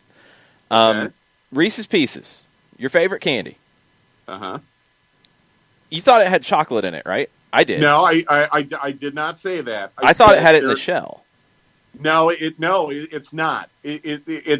So here's the thing. I said it's like a candy shell, right, with very, very sweet peanut butter. Yeah, see, I thought it had chocolate in it. No, I totally thought it had chocolate in it. No. But when the shell breaks apart, it looks like it might have chocolate. That's what I thought. And I think that tricks the brain into thinking, there's a little bit of chocolate in here. People are freaking out about it. Candy shell and peanut butter. There is no chocolate in Reese's Pieces. I did not know that. When I said hint of chocolate, I probably picked the wrong word. I think it is a optical illusion that makes you feel like there is chocolate in there.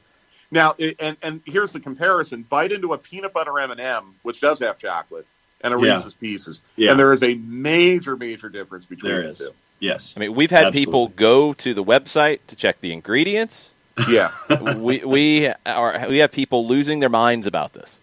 Yeah, As I'm they sorry. should. I feel bad. I made kind of a flip comment there without really following it up. No, The I totally thought chocolate was perception there. of chocolate, not the hint of chocolate, the perception of chocolate is a big part of the flavor experience. You guys know that a big part of what you taste in food is actually how it looks and smells, right? Yeah, no, absolutely.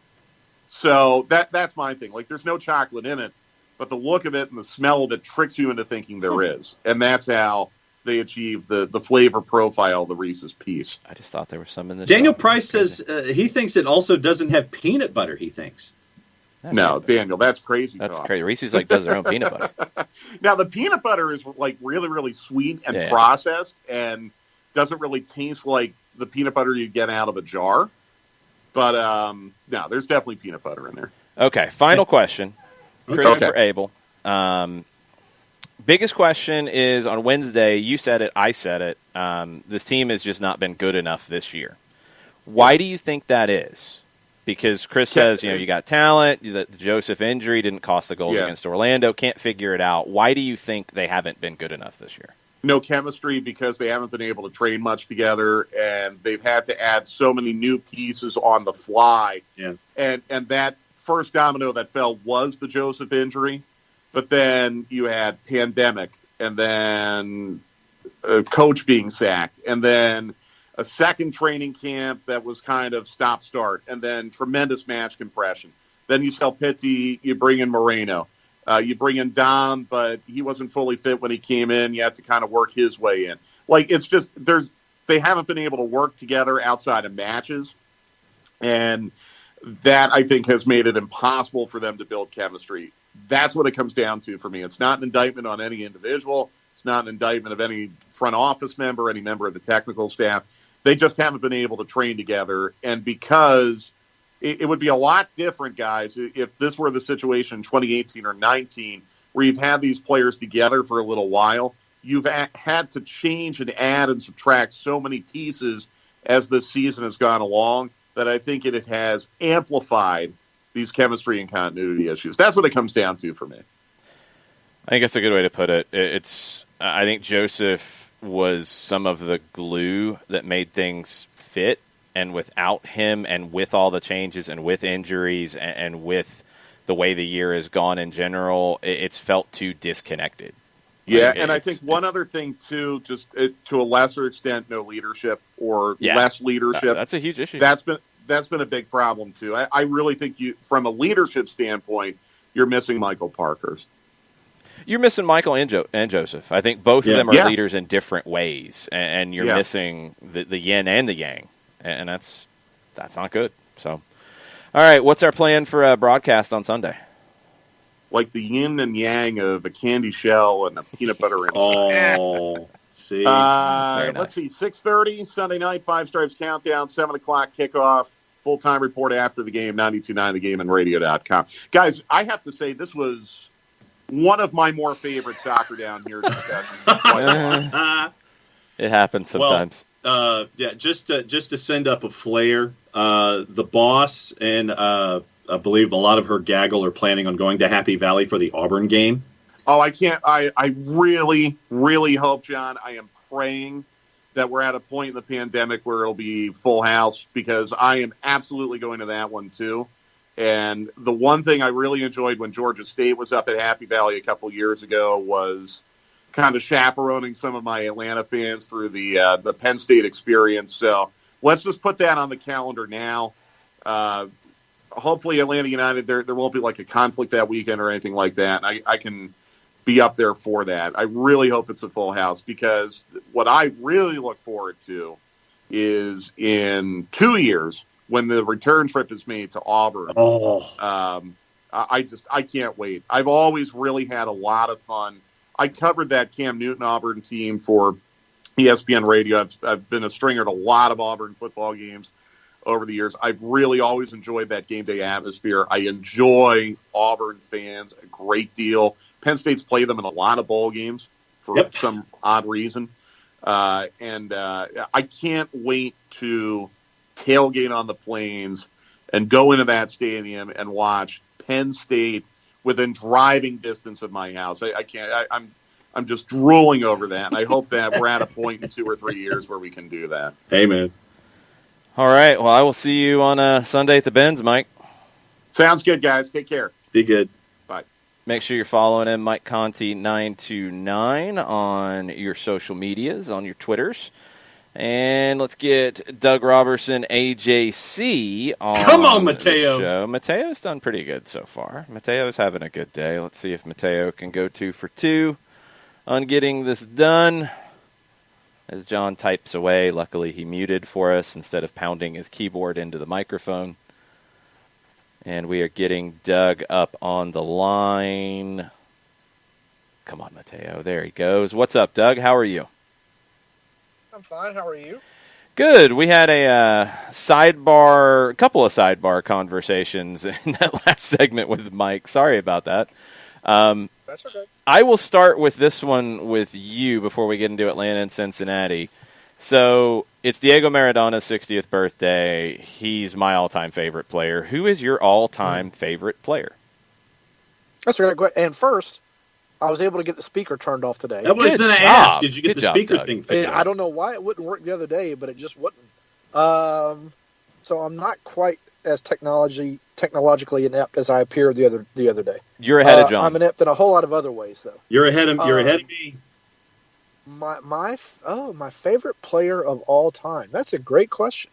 I'm just off the top of my head. I'm going to go with Gerrard with Liverpool, Okay. not LA Galaxy. Yeah, skip that. Skip that season. Yeah, so he's probably my favorite player of all time. Who, when you were a kid, like, and that was it for me with Diego. Like, he was the first hero I had as a kid in soccer. Who was that for you? Because, like, you know, we were kind of around the same time where you didn't have local heroes. You know, like, you didn't have a local team to really follow too close. No, and there wasn't soccer on television either. So there wasn't a lot of ways to learn about players and around the world. Probably not as a kid, but I guess maybe as a younger adult when starting to be able to watch World Cups on local television broadcasts. I don't know if he was my hero, but one of the first two names that comes to mind are Baresi and Maldini. Okay. With Milan and Italy. Yeah. Those are probably two of the first that pop into my head. Oh, those are great ones. Okay, cool. Very cool. Go ahead, John. So when Klopp leaves Liverpool, does that mean that Gerrard's going to take over? I'm sorry? So when Klopp leaves Liverpool...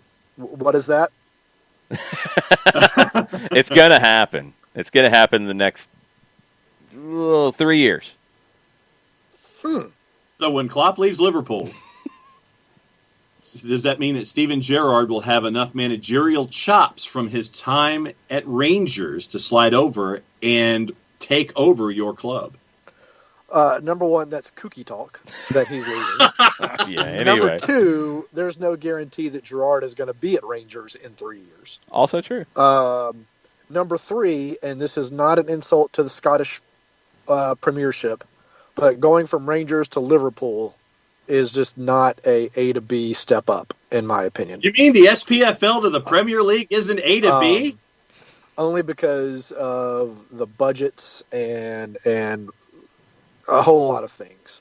I think that Gerrard would be best served going from Rangers to another club and maybe another league that has a little bit higher financial ceiling. Like the championship to cut his chops or something? No, not. I mean, not. Rangers and championship, I think, are on par. Mm-hmm. Maybe to a club in Germany, a Bundesliga club in Germany, or even another club in England, if he would deign to do that before trying to go to Liverpool. I know because being a legend at the club and trying to coach at the club is difficult, as Frank Lampard is figuring out right now. And that's not to say Lampard is doing a bad job, but he's getting a lot of plaudits when his results weren't as good as Sarri's the season before. And pretty soon, patience is going to run out, and all that's going to be brought up. And a few pebbles landing on his head is going to turn into a giant boulder. And the same could be true for Gerard, particularly trying to follow someone like Klopp. He may want to wait for the job after to be the guy who replaces Yeah. the guy who replaces the legend. That's not easy. No, it's not easy at all. Are there going to be any giant boulders falling on the field at Mercedes-Benz on Sunday between Atlanta and Cincinnati? Just metaphorically bad soccer boulders is the only thing I can think of. I hate to even say this, but this could be the worst soccer game of the year. And we've seen some pretty bad soccer games this season, unfortunately. I want to believe that Atlanta United is going to come out aggressively and pin Cincinnati back and get that goal and unleash a season's worth of frustration. But as we keep saying time after time, we just have only seen that one time this year. And so the probability that it's going to happen is not likely. What did you think about the decision to go to points per game to determine playoff structure? I don't know how else they would do it. Colorado can't get all of its games in. I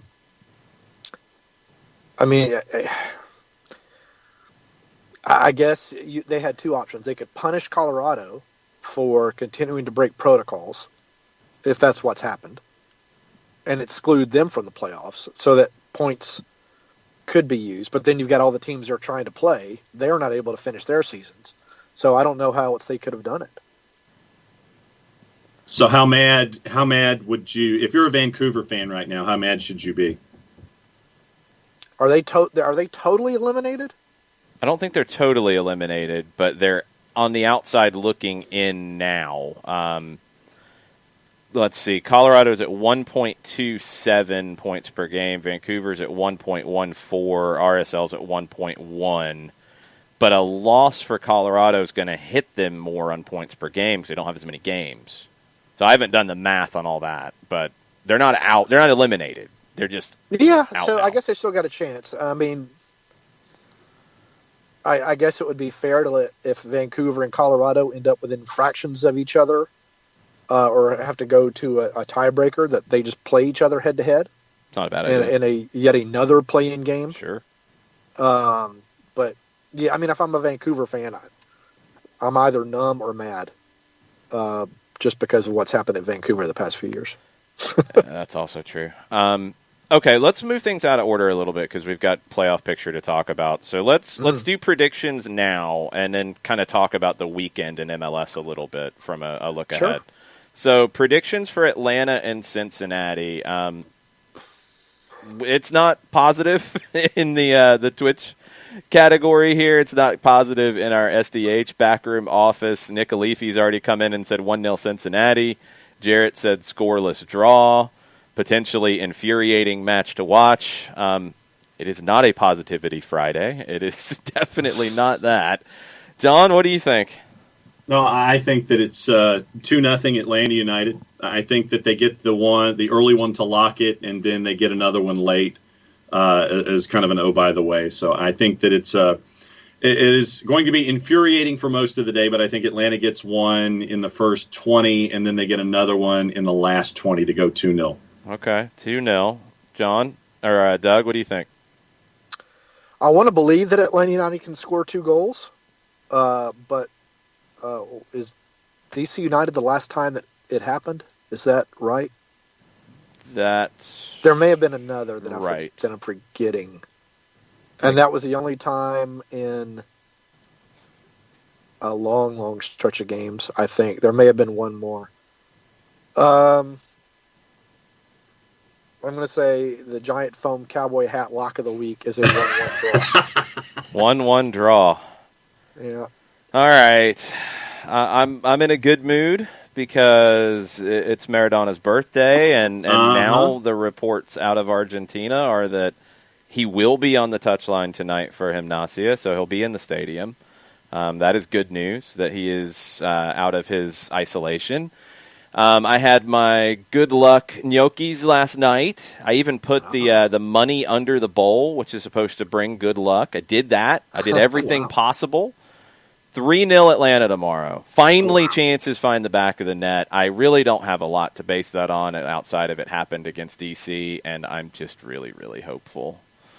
How about that? That's high-quality analysis for you right there. That's where we're at this point. So, okay, if Atlanta wins or draws, because those are the predictions here on the show, and we look ahead at the other games that matter for Atlanta this weekend, it starts tomorrow with Chicago going to Nashville. What do you think Chicago's chances are of getting a positive result in Nashville tomorrow, Doug? Not good. I don't think so either. Nashville is playing very, very well. I think they can still improve their seating in the standings, and I imagine that's what they're going to try to do. So I don't see Chicago getting a result at Nashville, which is good for Atlanta. That is a good answer. I like to hear that. We'll come back to the top of the table situation with Philadelphia being disrespected by the odds makers again. Orlando going to Red Bull Arena to play Montreal. How do you see that one playing out? Orlando is in the same situation, trying to keep its top four standing. But Red Bull, as everyone knows, is never an easy out, so I see that as a draw. Okay. DC is a really big underdog going to Gillette Stadium to play New England. I'm a little surprised at how big of an underdog they are. Yeah, I mean, New England, I'm trying to remember their form, their recent form. Not great. No wins in 3. I don't think it's good. Actually, I see that one as I hate to keep saying a draw, but I see that one as a draw too. Probably not a lot of goals draw, like a 1-1 or 0-0 draw. Okay, so you have seen Montreal as a draw. That would take them to 24. Mm-hmm. Chicago losing, so that would keep them at 21. Miami going to Hartford to play Toronto. Without LGP, without Figal, I think, due to injury, although I don't know if that's confirmed yet. Yeah, but in Toronto is just absolutely stinking. They joined up tired. The past 3 games. Yeah. But I think Toronto wins at home. Okay. So then Miami would stay on 21. DC, you think, gets a draw against New England, so that would take them to 22, and they would move into the 10 spot. And you had a draw for Atlanta, so that would take them to 20. So you would there would still be life. The 9 spot would be out with Montreal drawing for Atlanta anyway. They'd be on 20. Montreal would be on 24. So it'd be DC on 22, Chicago and Miami on 21, and Atlanta on 20 going into decision day, according to Doug's predictions. Yep. Man, that's going to set up a crazy decision day. I'm okay with that. Yeah. I hope there's still a chance on the last day. That's what I'm hoping for, at least. Yeah, that's what you're looking for. You want to have a chance going into the last game of the year. We want things to talk about. Yes. And I wanted to ask you the last one on the more top-of-the-table clash. Philadelphia is an underdog going to Columbus. Am I crazy for thinking that's crazy? Yeah, to me, that's really crazy because Columbus, I was looking at their the form guide on MLS Soccer the other day, and Columbus has not done well, and it's like past 10, I think, 10 games. It's really dropping points aplenty. I think Philadelphia is going to go just like it did against Toronto, just like it did the other night, and try to make another statement and wins that one easy. That's kind of where I'm at too. I don't see Columbus being competitive in that. They've struggled so much here lately. They are starting to get people healthy, but still, it's just not there. Right.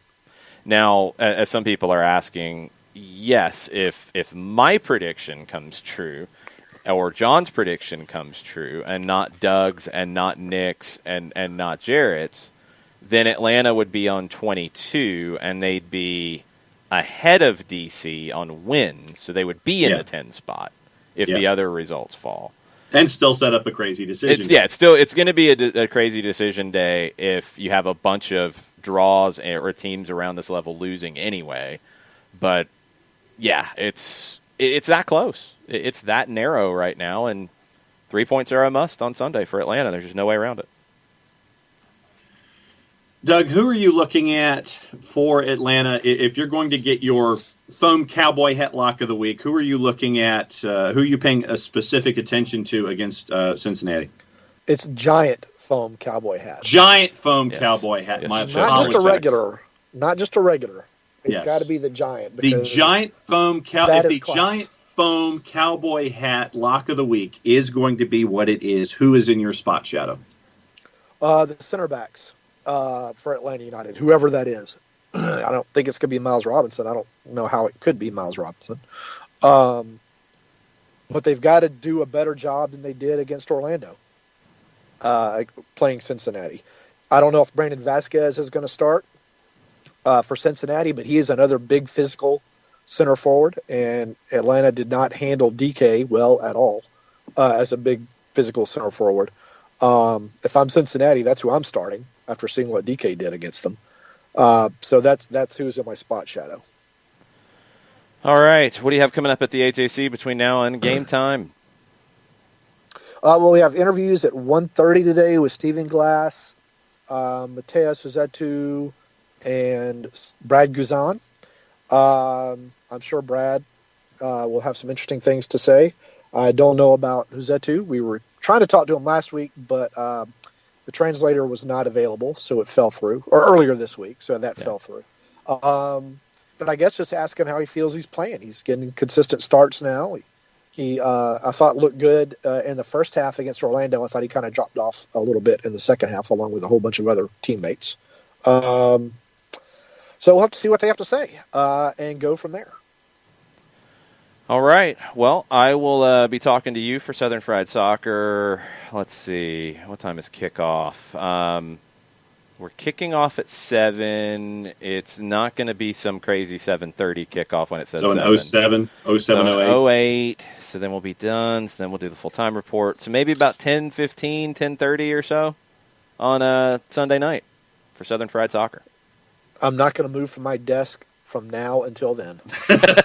Well, get some good food and stuff while you're at it. What's your favorite Halloween candy? There we go. I'll have it delivered. That question has to be asked, Jason. Yeah, What is favorite Halloween candy. That's how we're going to finish with you, Doug. I'm always either, and people hate Almond Joys. I love Almond Joy, and Reese's Peanut Butter Cups. Those are my two favorites.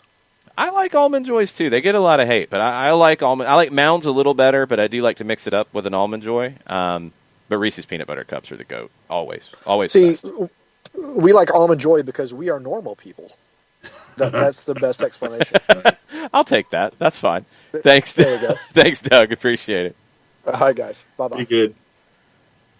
All right, so a few different things here. On the Twitch pitch, when Doug said that the translator wasn't available for Rossetto, don't worry about Justin. Justin's fine. Justin doesn't do Portuguese. There is a separate translator for Portuguese, and their schedule changed. So that's why Rossetto wasn't available for media earlier this week. Should be available today. So, yeah, be on the lookout for all your Atlanta United media with quotes and comments from that with Stephen Glass, with Rossetto, with Gazan. It starts at 1:30, so you might want to dial up your Twitters about 1:30 to be ready for that. Shiva asked how anyone's communicating with Rossetto. I think his Spanish, from just what I've seen on the field, trying to pay attention to those sorts of things, is okay. It's probably not good enough to do an interview in it. He's not comfortable doing that. But on the field, I mean, I don't speak Spanish well enough to have a conversation, but on the field or when I was coaching a bunch of Spanish-speaking boys, I could say enough and do enough to all be understood in Spanish. So I think that's okay. You're not having deep conversations. It's phrases and it's terminology. I think they can handle that part. Let's see. Questions about Brandon Vasquez. So he has extended his contract with Cincinnati, multiple years, according to FCC. He's played 17 times this year, 7 starts, couple of goals and assists. Pretty similar kind of numbers, pretty similar kind of minutes in all competitions for Atlanta anyway from last year. He's a player that I still think has potential to take a step forward. He just hasn't quite done it yet. Thought maybe Cincinnati would be that fit. It hasn't happened for him to get past the the sub role, the second guy on the depth chart? Can he be a number one guy on the depth chart? He's going to have some time in Cincinnati to figure that out. Frank Lampard is telling everybody now that he always rated Christian Pulisic. Maybe he did, but he's making it clear that there was never any confusion of that. Okay. Sure. We'll see. There were some weird things with the amount of minutes he was seeing early on, just saying. Some weird things in what other people have said that Frank said, just saying. We'll see. Yeah.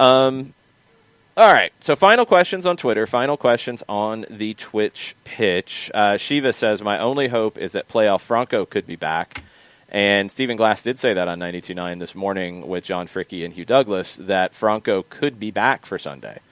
That would be absolutely massive without what we're expecting to not have Miles Robinson for that game. Huge to get him back. And get him back on a day where he will be tested at times, but it's not going to be under siege like it can be against some teams that play a little bit differently. It'll be a chance for him to get into a game that might suit him a little bit coming back from injury, hopefully. This is going to be a weird one to see how Cincinnati does it. They have not opened up as the year has gone on. If anything, they've gotten more defensive as the year has gone on. You look at their results in the last 8.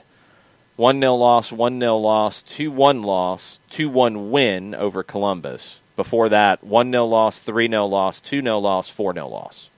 3 goals in their last 8 matches. And you want to take a glimpse at what they're doing in terms of possession. Now, Cincinnati against Kansas City was very interesting. Cincinnati had 62% of the ball against Kansas City. Against Minnesota the week prior, Cincinnati had 54% of the possession. Okay, not bad. I think 2 teams that came in and kind of said, oh, you don't want the ball. We're going to make you play with the ball a little bit. Let's see what you can do with it. DC, Cincinnati had 53%. The game they won against the Crew, this goes back to type a little bit, 39%. Against Toronto, before that, 49%, not bad. That's typical for a Toronto match. Philadelphia gave them the possession, 58%. This is going to be interesting to see if this is how teams approach Cincinnati now. Is, okay, we know you don't want the ball. You've made that abundantly clear. Here, you have it. You carry the play. That's not in Atlanta's DNA. That's not their type here. Could it be the most effective way to get a result? Yes, it could. They've been generating shots, not a ton of shots on target when you look at it. 2 shots on target against Kansas City. You go back, 2 shots against Minnesota on target. The game against D.C., they did have 6. That's quality. The game against Columbus, it was 3, and they scored on 2 of them. The game against Toronto, it's 7 shots total, 1 on target. So all that possession, that's kind of goes back to what I'm saying. Teams are giving them the ball knowing they can't hurt them. Does Atlanta try to do that? Go completely against type? It might be the best way to make life even more difficult for Cincinnati, because if they come in and they put 5 in a line behind the ball and they put 4 in the midfield in front of that and they sit deep, that's not going to be easy for Atlanta to pick apart right now. Atlanta's had problems with teams defending them in that kind of manner for a long time. They've had more problems this year. Now, Cincinnati, in the last match, played a 4-3-3. You had Joe Zhao and Yuya Kubo, who are out wide, who will drop and will do the defensive work, but it wasn't quite as defensive as it had been. They got poor performances out of their center backs, Van der Werf and Waston. Deplan on the right side. Garza started on the left, but Garza left injured. It's been the story of Greg Garza's career, unfortunately. Midfield was Medunjanin, Alan Cruz, and Frankie Amaya. I like Frankie Amaya a lot as a young player. I think he's the kind of guy they need who's a two-way player. They haven't gotten great performances out of Jurgen Locadia, who also left that match injured. Zhao and Kubo were out wide. The match before, from a lineup perspective, they had Alvaro Barriel, who came in from Vélez. Young, 20-year-old. He's played with Argentina's U20s. Not a great performance from him. They're still kind of easing him in. He signed at the beginning of September. Siem de Jong played up top. He's more of an attacking midfielder. It's been a lot of rotation for them. So I don't know what the lineup's going to look like coming in. Amaya's been consistent. Medunjanen's been consistent. Outside of that, Zhao's been consistent. Outside of that, it's been a heavily rotated team. So we'll just have to see what Cincinnati looks like. But maybe if you're Atlanta, and I think they were doing this a little bit early on against Orlando, be direct. Be direct at times. And if that means that you result in having possession in the other team's half, that's fine. If it means you turn the ball over and they're going to come attack you, okay, that's fine. There will be holes when you counter them, and they're not a great team on the ball. They're not generating a lot out of the possession that they're having in these matches. I think it's because opponents are giving them that opportunity knowing they can't hurt them with it. Yeah, and that's I'm looking forward to seeing Atlanta United's approach in this with how you broke it down. Do you try to give FC Cincinnati the ball and force them into decisions, and then you make poor decisions on FC Cincinnati's part and turn it into a short field and give you quick opportunities on net? And so that's what I'm looking forward to as well. All right. Burned on the Twitch pitch questions Frank Lampard saying that, Frank told Jesse Marsh that he viewed Christian Pulisic different. So I guess maybe he's saying that Jesse Marsh is a liar. I don't know. Kind of interesting there. Just saying. Mizano about language on the field. In my club team, we had guys from Venezuela, Russia, Turkey, South Georgia, Mexico, and Guatemala, and we had enough soccer lingo to communicate basically on the field when we play. And, that's typical. I've seen Josetu communicating with people around him, not just from pointing and stuff. So I think he's got enough Spanish in him, probably with the guys who are around him, mostly Spanish, but maybe even a little bit of English in him to communicate on the field and doing okay there. Uncle No Pockets reminds everybody, don't forget to vote. Today is the last day of early voting in Georgia. Voting on Tuesday. But if you want to early vote, you got to do it now. Don't mail in your absentee ballots. Drop them off where you need to drop them off at. Put in the work and time to make sure you've got your plan. If you can vote today, do it. If you need to do it on Tuesday, make sure you are blocked out and planned. And if you need to wait and stand in line, you're going to need to wait and stand in line. And if you're doing the absentee and you have it, don't put it in the mail because you can't guarantee that it will get there in time. Yes. All of those things are very, very, very important. Huge. Christopher Abel with his prediction, he goes the kind of reverse DC game. 92nd minute opener from Franco. 93rd minute equalizer from Vasquez. 94th minute 35-yard volley from Marcelino wins it. I would be on the floor if that happens. Bananas. I would be on the floor. I would not have a voice. And the full-time report would just hear random squeaking out of my throat if that's how this game goes. And we would hear you and Mike through the walls from the four-booth separation that is where you guys call the match to where we are in the press box. Yes, 100%. A lot of Auburn football talk, which, it's okay. Yeah, the boss is heading over for that game tomorrow while you and I do the run-up. Oh, there you go. Greg Garza could maybe be the translator for Mateo Sosetu, according to Kefsi. He's not playing a whole lot these days. Poor Greg. I mean, it's just he can't seem to stay fit. I wanted to see how many times he has played this season. It's only a handful, isn't it? It's honestly hard to keep up because it's just he keeps getting injured. Let's see. So let me go back to the last one that he played in and try to find this. Man, it's been a minute. Yeah, it's not good. Maybe so. Maybe that's he can speak in about 3 or 4 different languages, so he would be a good translator if he wants to go down that road. Yeah. I hope he can have one more really good, healthy run of games and form. He deserves it. Good guy. Yeah. Okay.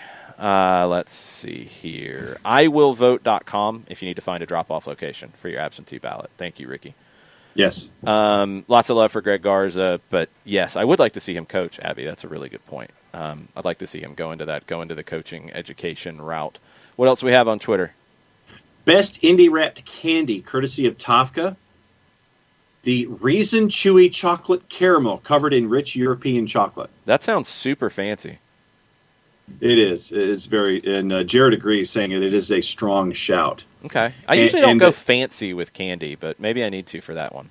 Well, and Daniel Price actually did some Reese's Pieces investigating. The filling is called, and it's an Italian term, so hang on. I want to get the pronunciation correct. Let's see. Candy's first manufactured using panning machines used to make Hershey-ettes. Do you remember those? No. What's a Hershey-ette? A chocolate-filled candy that had been discontinued. Designers knew they wanted a peanut-flavored candy, had some problems with the filling. Original plans called for filling the candy shells with peanut butter, but the oil leaked out into the shell, leaving it soft rather than crunchy. So the developer of the project turned the problem over to a team of outside scientists who created a peanut-flavored filling panucci. It's Italian, a fudge-like candy made from brown sugar, butter, and milk. So it is a panucci filling, not what we think it is. Using no flavorings except for vanilla. And so that's why panucci has the tannish color lighter than regular fudge. So it is a panucci filling. Nobody thought it was fudge. They thought it was peanut butter. Right, but it's peanut-flavored panucci filling. It's an Italian variant. Okay. I kind of wonder if we're splitting hairs here. And then Chiefs coach Steve says that you're going full-on Pollyanna with your Atlanta United prediction. I totally am. There's no denying it. I totally am. I do feel like they created enough chances to find that many goals on Wednesday. I do feel like the attack has been coming together more and more. Now, I don't know if everybody's going to be ready to go in a good form and good fitness or anything for Sunday. I hope so. You've got the recovery day, you've got a training day today, you've got a walkthrough day on Saturday. I hope you've got it dialed up enough to be able to give a good performance on Sunday. You have to. It is total Pollyanna. But they have been producing more in the attack. It feels like maybe there's a breakthrough coming. Maybe that's with Kubo up top now that he's finally got a goal. Maybe it just unlocks everything. That's a lot of maybes. That's where we're at in 2020, okay? We're relying on maybes. I will not deny that. And Chiefs coach Steve says his dream outcome is Larry making the bicycle kick and later getting a red for taking out their entire back line in a Hulk-fueled rage moment. I would be dead. I don't think I could survive that. Yeah, I don't think I could survive that at all. You would be deceased at that moment? Yes. Christopher Abel says, never trust you when you talk about food. That's an accurate take. He is reciting things about food. I am reciting the Daniel Price research in this element. Okay. I was not making an independent opinion. Uncle No Pockets says they're hiring wizards over at Reese's. That's accurate. That is true. I'm going to have to study this a little bit more. Question to the floor to finish up from Ricky Ricardo. Your favorite Halloween costume of all time?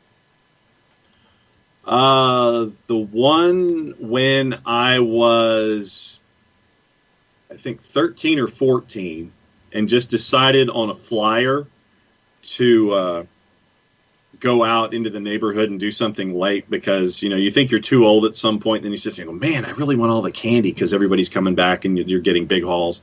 And so went out basically as a plain, just the clothes I was wearing. I went out and I said that I was a plainclothes police detective, flashed my wallet really quickly when we did trick or treat. And then that way it worked and I got all the candy.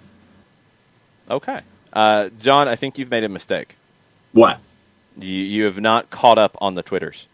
Oh, I have not? No, it's not good when you got people in the Twitch pitch who are also tweeting at you, and you're missing it. Oh, what am I missing? The Colonel? Where? I don't know where. It's on Twitter. Going backwards.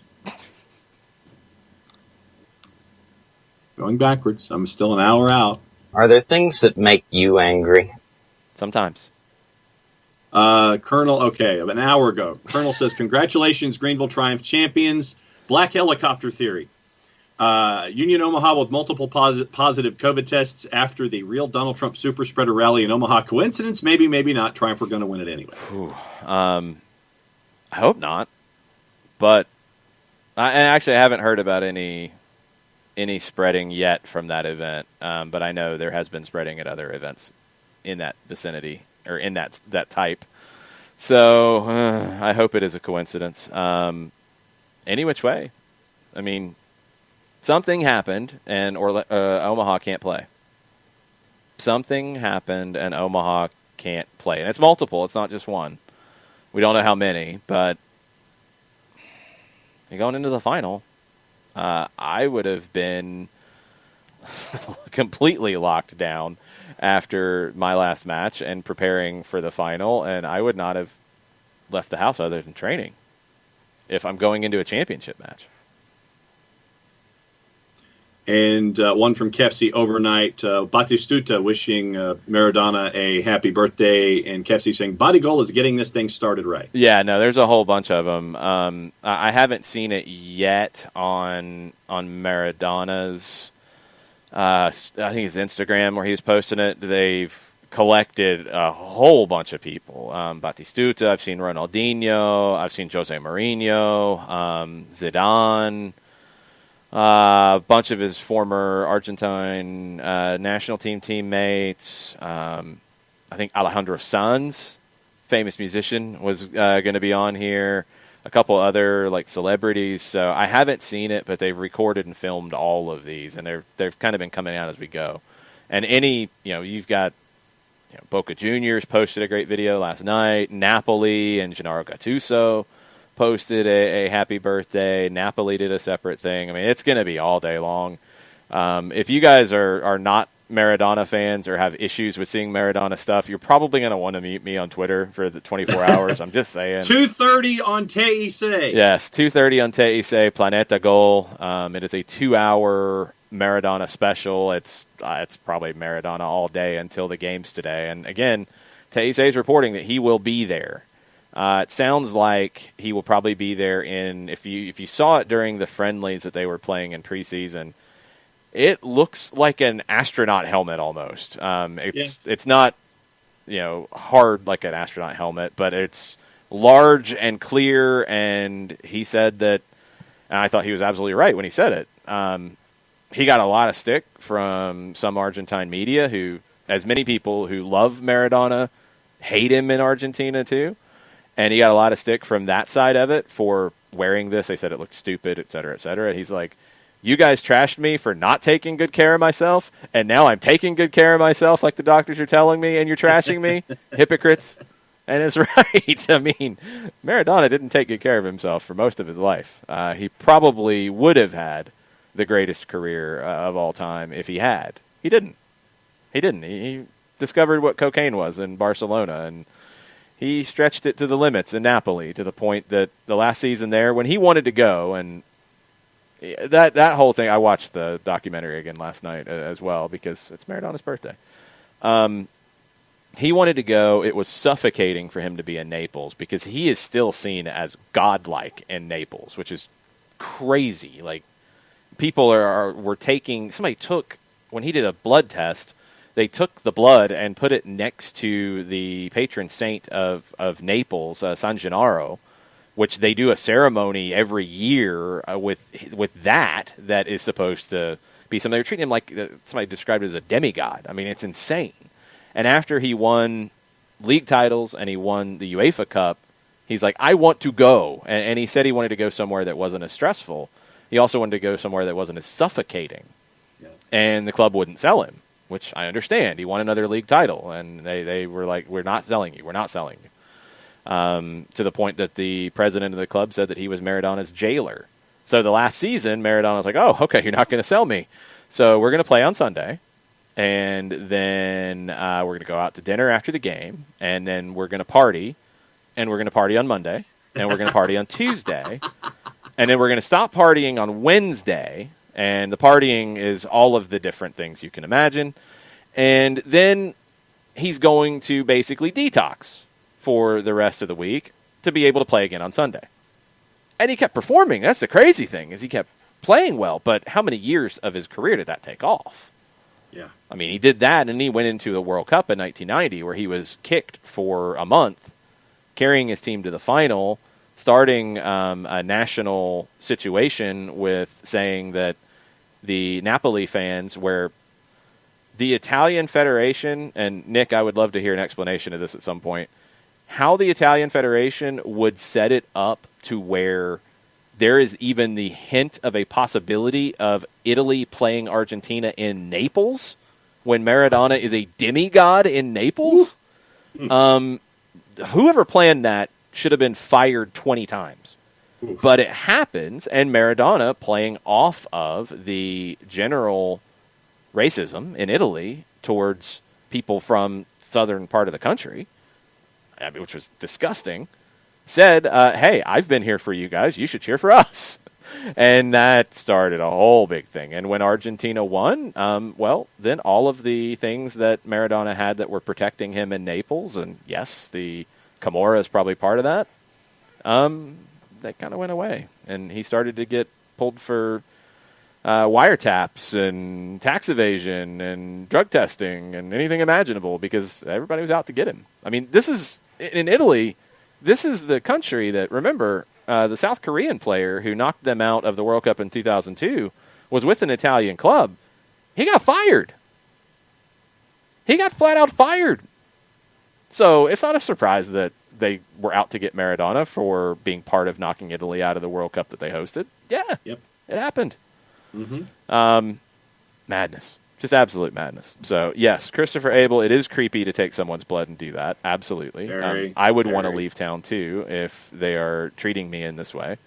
It gets a little old. He wanted to go to Marseille, which I don't know how different it would have been, because Marseille is kind of like Naples in some ways.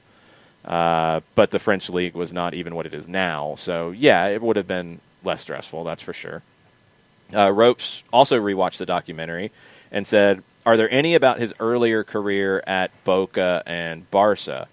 There's not in English that I've seen. There's a few little smaller things that will touch on that time. There is a 2008 documentary in Spanish. I can't remember who did it. I have not seen it. I think it might be more interview-based. I would assume that might touch more on his Boca time. There's more stuff coming out on his time at Boca, for sure. If you want to really deep dive, Ropes, they do have it. I haven't checked this week, but I would assume it's still up. On Fanatis, on the specials that you can look at, I think it's at the bottom when you scroll through everything. They have some of the recorded specials that Te'ise has aired of a lot of different things. They have one, and they kind of miscollected it a little bit because you have to fast forward into it. When Te'ise did that 10 hours of Maradona, which is all just archival footage, and it's everything, any talk show appearance he did, any clips of games, all kinds of stuff. That's on there, and it's probably about 8 of the 10 hours that are on there. So you can find that on Fanatis. Ricky, Ropes, go ahead. No, Ropes broke out his Argentine jersey this morning, and Maradona by Costa Rica is the 2008 documentary. Okay, cool. I'll have to. I don't know if that's. I don't think it's got subtitles in English. I've only seen bits and pieces of it. I haven't seen all of it. I've seen clips of it on YouTube. Ricky said, I also rewatched the Maradona in Mexico series. I wish he could have got them promoted into Liga MX. They really loved him there, too. They did. They still do. He got really close. With Dorados. I mean, there's, some people think that he could have went back and got them in, but when you started to hear the talk about they're not going to do pro rel and all of that, and he had his knee surgeries around that time too. It was just too difficult for him to go back. He had gotten close but couldn't get them over the hump, and now they can't get over the hump, so it wouldn't really make any sense. That's on Netflix if you want to see that. The Maradona documentary that was produced, that is on your HBO platforms. If you have any of the HBO streaming services, you can watch that. All this stuff. Christopher Abel says, some people just take things way too far. It's okay to love your favorite player, but some of the Maradona stuff is just way over the top. It is. Some of it is down to where he was. I mean, in Argentina, Guillaume Balage has a great piece at BBC that I retweeted this morning. This is kind of the culture of Argentina, looking for a savior, looking for somebody who is what Diego was. I mean, from the slums of the slums and made it. And they're always looking for a savior, but they're also always looking for somebody that can prove that Argentina is great. There's like an inferiority complex. And Maradona has been that. And he did two things in 1986. He won the tournament, which was massive, but he also, for some, avenged the English for the Falklands War. And not just with the great goal, but by stealing a goal with the hand of God goal. And for people that I've seen some, and I think Peter Shilton's one who said some things here lately about it. It's funny where the lines of what's okay and what's not okay get blurred. Go back and watch some of the clips from that game. He gets punched in the face off the ball. Like flat out, arm swinging, punching him in the face, completely intentional. Look at some of the horror tackles you see in that. You don't think he enjoyed punching the ball in the goal? Nobody seeing it because of that? Where honor lies can get a little blurry sometimes. So it's okay to punch somebody in the face, but it's not okay to punch the ball in the back of the net. All right. All right. As John Nason said earlier, yes, my soccer life, my life in general, might have been a little bit different if you'd had VAR in 1986. They might not have made it to the semifinal. I think they still would have. They were better than England in general that day, but maybe he gets red carded. Maybe it's all different. Who knows? Pacine and now he wants to put one with the right hand. You need to set these things up a little bit better.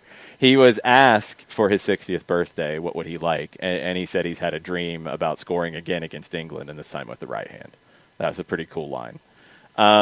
Burns says Germany didn't deserve to win that World Cup. That was a relatively poor team. They know it, too. They shouldn't have beat Argentina in 90. It was a poor Argentina team, too. It was a poor tournament.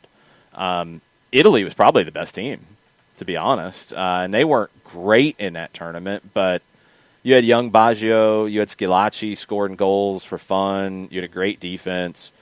Argentina was even more, in some ways, of a one-man band in Maradona. You had Claudio Caniggia, who was starting to emerge, but they were so beat up, and they were older. Like, they weren't very good in that tournament. Germany wasn't very good.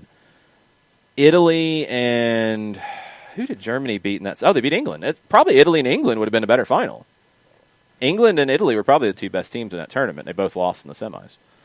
Pacine tells me I should invest in Rosetta Stone. He said, if your Spanish gets stronger, it will open another world for you. It's getting better. Actually, I'll probably, if I can find that documentary from 2008, I need to go back and watch it because I think I'd be okay with it now. I mean, I watched Teise a good bit.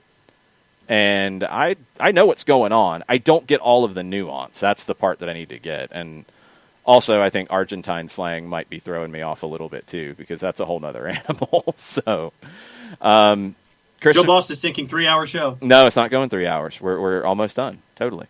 Planet the Goals at 2:30. I got to be well done by that. I got to have lunch. I got to be ready to go. I got to be sitting in front of the TV and be good to go for that. Christopher Abel says, so now Maradona's avenging a loss in a war? Question mark, question mark, question mark. Yeah, in 1986, yeah.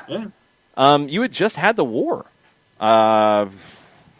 When did that end? I think ceasefire was 83, or it might have been late 82, because when you go back and read a little bit about Argentina's 82 World Cup campaign, remember, they were the defending champions, and they were under a military junta in Argentina, and they're being told in Argentina, oh, everything's great, everything's wonderful, we are the best, we're winning the war, everything is amazing, Argentina's amazing, we are the best country in the world, everything is great, nothing to worry about.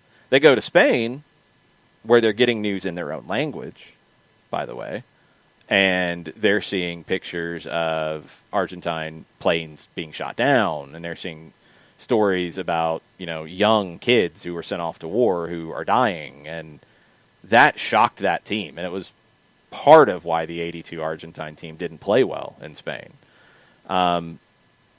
But you had a lot of conflicted issues. Argentina is a very conflicted country anyway.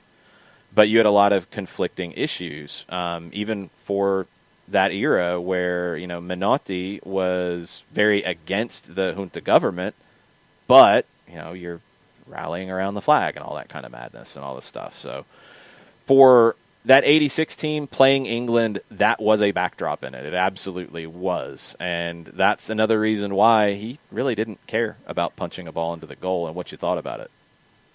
April through mid-June of 1982. Okay. Was the Falkland. I thought it got into 83, but yeah, it didn't. Because by 82 in the World Cup, yeah, they would have been seeing that it was all crashing down. So, yeah, that makes sense. Ricky says, Michael Jackson may be one of the only few Americans I can think of with people being this crazy about them. It's a good shout, actually. There's not an athlete that compares. Even Jordan, in terms of what he did in the game compares, but in terms of the way he was treated, it's not even close. You saw it in The Last Dance. Like, Michael Jordan could live the life he wanted to live. He was able to create the protection around him.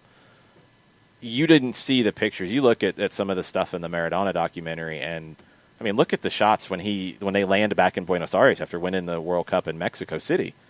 It looks like he's about to get crushed. Like, he looks terrified walking through the airport. Jordan was never put into anything like that. There's no baseball player who was like that. There's no NFL players like that. There's no athlete in the U.S. who's like that. There's really not many athletes in the world who are treated in that way. There just isn't. Even Pelé. Like, Pelé wasn't in situations like that. Some of it is Diego, was a man of the people in a lot of ways, and it was like he wanted to be part of the people, but he also got scared of the people, and also the people got kind of crazy around him, and then he also liked to be Maradona and be the crazy partying madman that he was at times. The part where his trainer talks about in the documentary about how there's two people, there's Diego and there's Maradona, and even his ex-wife talks about how, like, Diego was very sweet, very loving, and kind of innocent boy, and you see that at times, almost like you see that face come on at times, but then Maradona is the superstar.